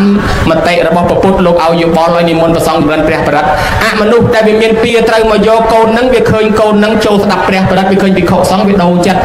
បើគេមានព្រះពុទ្ធធម៌ប្រសង់ជាទីពឹងគេខ្លាចជាកូនចាច់ព្រះឲ្យទុកឲ្យគេរស់ចោះត្រឡប់ទៅវិញទៅកូននឹងបានអាយុ120ណាញោមណាចឹងបានជាម៉ែឪយើងបើមានកម្មពៀជាមួយខ្មោចព្រាយណាគេលែងយកគាត់ហើយគេទុកឲ្យគាត់រស់ទៀតព្រោះគាត់បានស្ដាប់ព្រះបរិត្តនេះហៅថាអាយុវឌ្ឍនកម្មរីឯអនុប្រទានកិច្ចអនុប្រទានកម្មនៅត្រង់ធ្វើបន់អបស្ទប់ដោយក្នុងថ្ងៃនេះសំដៅទៅលើដាំស្លបបរបៀបភេសជ្ជៈឲ្យគេហូបឲ្យជីវិតគេរស់ដើម្បីបានអានិសង្សមកញោមជីវិតរស់វិញមានន័យថាយើងជួយគេគេជួយយើងដូចជាដើរទៅឃើញគេលងទឹកយើងជួយស្រង់ឃើញគេខ្យល់ចាប់ឃើញគេខ្យល់កយើងជួយស្រង់ឃើញគេមានទុកអីយើងជួយស្រាប់តែយើងមានទុកភ័យចេះតែមានគេមកជួយយើងរស់តទៀតចឹងបានកម្មវិធីចម្រើនបច្ចុប្បន្ននេះយើងត្រូវដាំបាយទទួលភ្ញៀវញោមណាឲ្យគេហូបទៅឲ្យជីវិតគេរស់ឲ្យអានិសង្សមកម៉ែឪយើងរស់រៀនមានជីវិតបានវែងឥឡូវយើងធ្វើត្រូវអស់ហើយគ្រប់អស់ហើយណាញោមណារីឯមេត្តាបៃតាដែលបាក់បែកចែកឋានទៅលោកខាងមុខនោះក៏យើងធ្វើតក្កិណានុប្រទាននេះឧទ្ទិសជូនទៅដែរអង្គ3ញោមអើយទី1ចូលប្រគេនផ្ទាល់ទី2ឧទ្ទិសទៅទី3គាត់នឹងមកទទួលបើយើងមិនចេះឧទ្ទិសថាតាមអាចារ្យពេលអាចារ្យវេចង់ឲ្យប៉ុននឹងបានប៉ុនអ្នកស្លាប់កុំរំលងបេះដូងប៉ុននៅតែ5នាទីឬ10នាទីអាកន្លែងវេប្រគេននោះលវលប៉ុណ្ណាក៏ដោយត្រូវចូលមកជុំគ្នាវេប្រគេនមួយផ្លែតទៅឲ្យសំចេញទៅវិញណាញោមណាបើយើងអាឡ័យទៅចំណាយដើមទុនឲ្យអត់បានចូលមកឧទ្ទិសអត់បានចូលមកប្រគេនជួនកាលប៉ុននឹងឆ្ងាញ់តែមាត់អ្នកនៅរស់ទេអ្នកស្លាប់អត់បានទទួលទេអញ្ចឹងបានអាចារ្យចេះតែហៅកូនចៅពេលប្រគេននឹងឲ្យចូលមកមួយផ្លែតហើយបើមិនចេះឧទ្ទិសថាតាមអាចារ្យវេណាញោមណាហើយអាចារ្យឲ្យសមាទានសិលសមាទានតាមអាចារ្យទៅមានសិលបានដល់អ្នកស្លាប់ហើយដល់មានសិលហើយល្ងាចដាច់សិលវិញអានឹងរួចទេអត់អីយើងបានប្រគេនកំពុងមានសិលបរិសុទ្ធហើយណាញោមណាអត់អីទេបានសិល1ម៉ោងឬ2ម៉ោងគ្រាន់បើជាងអត់ឥឡូវយើងនឹងកំពុងធ្វើហើយសូមឲ្យបានដល់បុព្វការីជនមេត្តាបៃតាដូនតាដែលបាក់បែកចែកឋានទៅលោកខាងមុខឯញោមរស់រៀនមានជីវិតនៅនេះញោមយេងណាសូមឲ្យរស់នៅឲ្យបានយូរជាង100ជាម្លប់កូនចៅហើយកុំឲ្យឈឺឯកូនចៅទាំងអស់ទេវតានឹងតាមថែរក្សាការពារមិនចយត់ទេបើមានកូនក៏កូនល្អបើមានចៅក៏ចៅល្អបើមានកូនភាសាចៅភាសាសិតអានល្អដាក់ដឺម៉ងមកនៅជាមួយតែម្ដងញោមណាប៉ុន្តែបើយើងមិនសូវដឹងគុណម៉ែឪទេបានកូនណាកូនធ្វើបាបម៉ែមកនៅជាមួយបានកូនភាសាចៅភាសា ពួកអវ័យម៉ែក្មេងវ័យឪក្មេងមកនៅជាមួយតម្រងបើអញ្ចឹងតើយើងល្អដែរបានមានអ្នកល្អមកនៅជាមួយអញ្ចឹងឲ្យសូមឲ្យកូនទាំងអស់សុខសប្បាយទេវតានឹងថែរក្សាញោមអត់ដឹងទេបើអិនរៀបចេញទៅណាមកណាលើកដៃសំពះពីលើចុះក្រោមរាល់ថ្ងៃយកនេះតល័យទេបត់សួរថាព្រះអង្គថ្វាយអង្គមណាណាថាថ្វាយអង្គមកូនណាមានធម៌កតញ្ញូចាំម៉ែចាំឪថ្វាយអង្គមនៅក្នុងចឹងហើយបានជាទេវតាជាកូនចៅព្រះអិននាំគ្នាថែអាសាការពារកូនមានធម៌កតញ្ញូនឹងគេហៅថាកូនមិនចយត់ហ្នឹងណាញោមណាសំដៅទៅលើកូនណាមានធម៌6ញោមហើយទី1កូនណាស្ដាប់ពាក្យព្រានបដៅម៉ែឪដោយគោរពទី2កូនណាចាំម៉ែឪដោយគោរពទី3កូនណាព្យាបាលជំងឺម៉ែឪពេលគាត់ឈឺទី4កូនណាធ្វើបន់ស្លប់សពម៉ែឪពេលគាត់ស្លាប់ទី5កូនណារៀបចំទីកន្លែងតម្កល់អធិធានអធិគុណរបស់ម៉ែឪដោយប្រពៃទី6កូនណានៅតែនឹកឃើញគុណម៉ែឪធ្វើបន់ឧទ្ទិសទៅដូចពេលនឹងអញ្ចឹង6យ៉ាងហ្នឹងហើយគេហៅកូនមិនចយត់គឺកូនអាយុថ្លៃកូននេះមិនងាយស្លាប់ដៃហោងមិនងាយស្លាប់ដោយសារគ្រឿងសត្រាគ្រឿងបហាថ្នាំពឹសថ្នាំពុលទេបើដូច្នេះហើយសូមឲ្យកូនបានសុខសប្បាយទាំងអស់គ្នាឯញោមញាតិទាំងអស់មានមេត្តាបៃតាដូនតាមកកងដែលបាក់បែកចែកឋានទៅសូមឲ្យទទួលកុសលផលបុណ្យសោយសម្បត្តិទៅតាមប្រាថ្នាសូមទេវតាអនុមោទនាបុណ្យផងនាំតំណែងទៅប្រាប់ដល់បុព្វការីជនទាំងនោះផងសូមទេវតាជួយថែអាសាការពារអនុមោទនាបុណ្យហើយថែអាសាញោមញាតិទាំងអស់គ្នាទាំងអ្នកចិត្តទាំងអ្នកឆ្ងាយទាំងម្ចាស់ទានប្រធានបុណ្យជាពិសេសភ្ញៀវមកច្រើនណាស់អរគុណណាស់លោកគ្រូដងច័ន្ទនេះក៏បានមកដល់ហើយនាំញោមញាតិមកច្រើនមកចូលរួមនេះទៀតណាក៏សូមញោមញាតិទាំងអស់ទាំងលោកអាចារ្យលោកគ្រូធម្មមេចារ្យលោកយាយលោកតាពុទ្ធបរិស័ទទាំងអ្នកថតរូបអ្នកថតវីដេអូអ្នកបើកមីក្រូអ្នកបើកធុងបាអាសាត្រឹមកត្រាក់ញាក់កត្រាក់រំត្រំដីតន្ត្រីពិនទៀតអានិតកងស្គរត្រូចបៃក្មួយក្រុមដេញដំប្រគុំផ្លុំកោតលោកអាចារ្យរៀបចំទៀងធូបបាយសៃបរិយមលូថ្លាអ្នកសោតអ្នកស្មូតធរអាអ្នកខ្វល់ខ្វាយជាវិយាបច្ចៈបំរើភ្ញៀវជួយតបតែងលីសែងលើកទុកលើកដាក់លៀងចានឆ្នាំងប៉ាន់ពេងចិត្តបន្លែផ្លែឈើជួយស្លជួយស្លុករត់ទុកបំរើភ្ញៀវដើរទិញដូររបស់របរសម្ភារៈសន្តិសុខសណ្ដាប់ធ្នាប់អ្នកមានយានជំនិះដឹកយាយដឹកតាដឹកអាចារ្យដឹកប្រសងក្នុងកម្មវិធីបុណ្យអ្នកខ្វល់ខ្វាយចូលចាប់អ្នកផលហើយទៅវិញបាត់ហើយក្តីនៅក្នុងទីនេះក្តីឬផ្ញើបច្ច័យមកចូលរួមក្តីអ្នកនឿយអ្នកហត់ក្នុងកម្មវិធីបុណ្យនេះទាំងអស់គ្នាសូមឲ្យបានសេចក្តីសុខចម្រុងចម្រើនឲ្យអាយុឲ្យវែងសុខភាពល្អកុំឲ្យមានជំងឺឈឺអាពាហ៍បៀតបៀនរត់ទទួលទានចេះតែមានចេះតែបានកុំឲ្យមានមា8ផ្លូវសត្រូវ8ទិសកុំឲ្យមានគេចំណែននិន្ទាឈ្នានេះគំនុំគុំគុណជាបាត់បៀតបៀនចាក់ចុចអុចអាលបណ្ដាលដុតពុលរុលពុតចាក់ដោតចត់ពុតប្រកាន់មូលប្រកាច់មើលងាយច្មោះលលើឌឺដងដៀមដាំផ្ទុយតលផ្ចាញ់ចាស់ឡើយទៅទីកន្លែងណាទេវតាថែអាសាការពារញោមទាំងអស់គ្នាបានសុខបានចម្រើនសម្រេចជោគជ័យតាមសេចក្តីប្រាថ្នាញោមញាតិមានគោលបំណងប៉ុនប៉ងប្រាថ្នាយ៉ាងណាធ្វើមាត់អេចអុចអុចដែលអាត្មាស្ដាប់មិនឮទេនោះសូមឲ្យសេចក្តីប្រាថ្នារៀងខ្លួនបានសម្រេចដោយគោលបំណងការថ្លាថ្លែងសម្ដែងបន្តទេសនាសន្មតទៅចប់តែប៉ុណ្ណេះឯងអីវ៉ាំង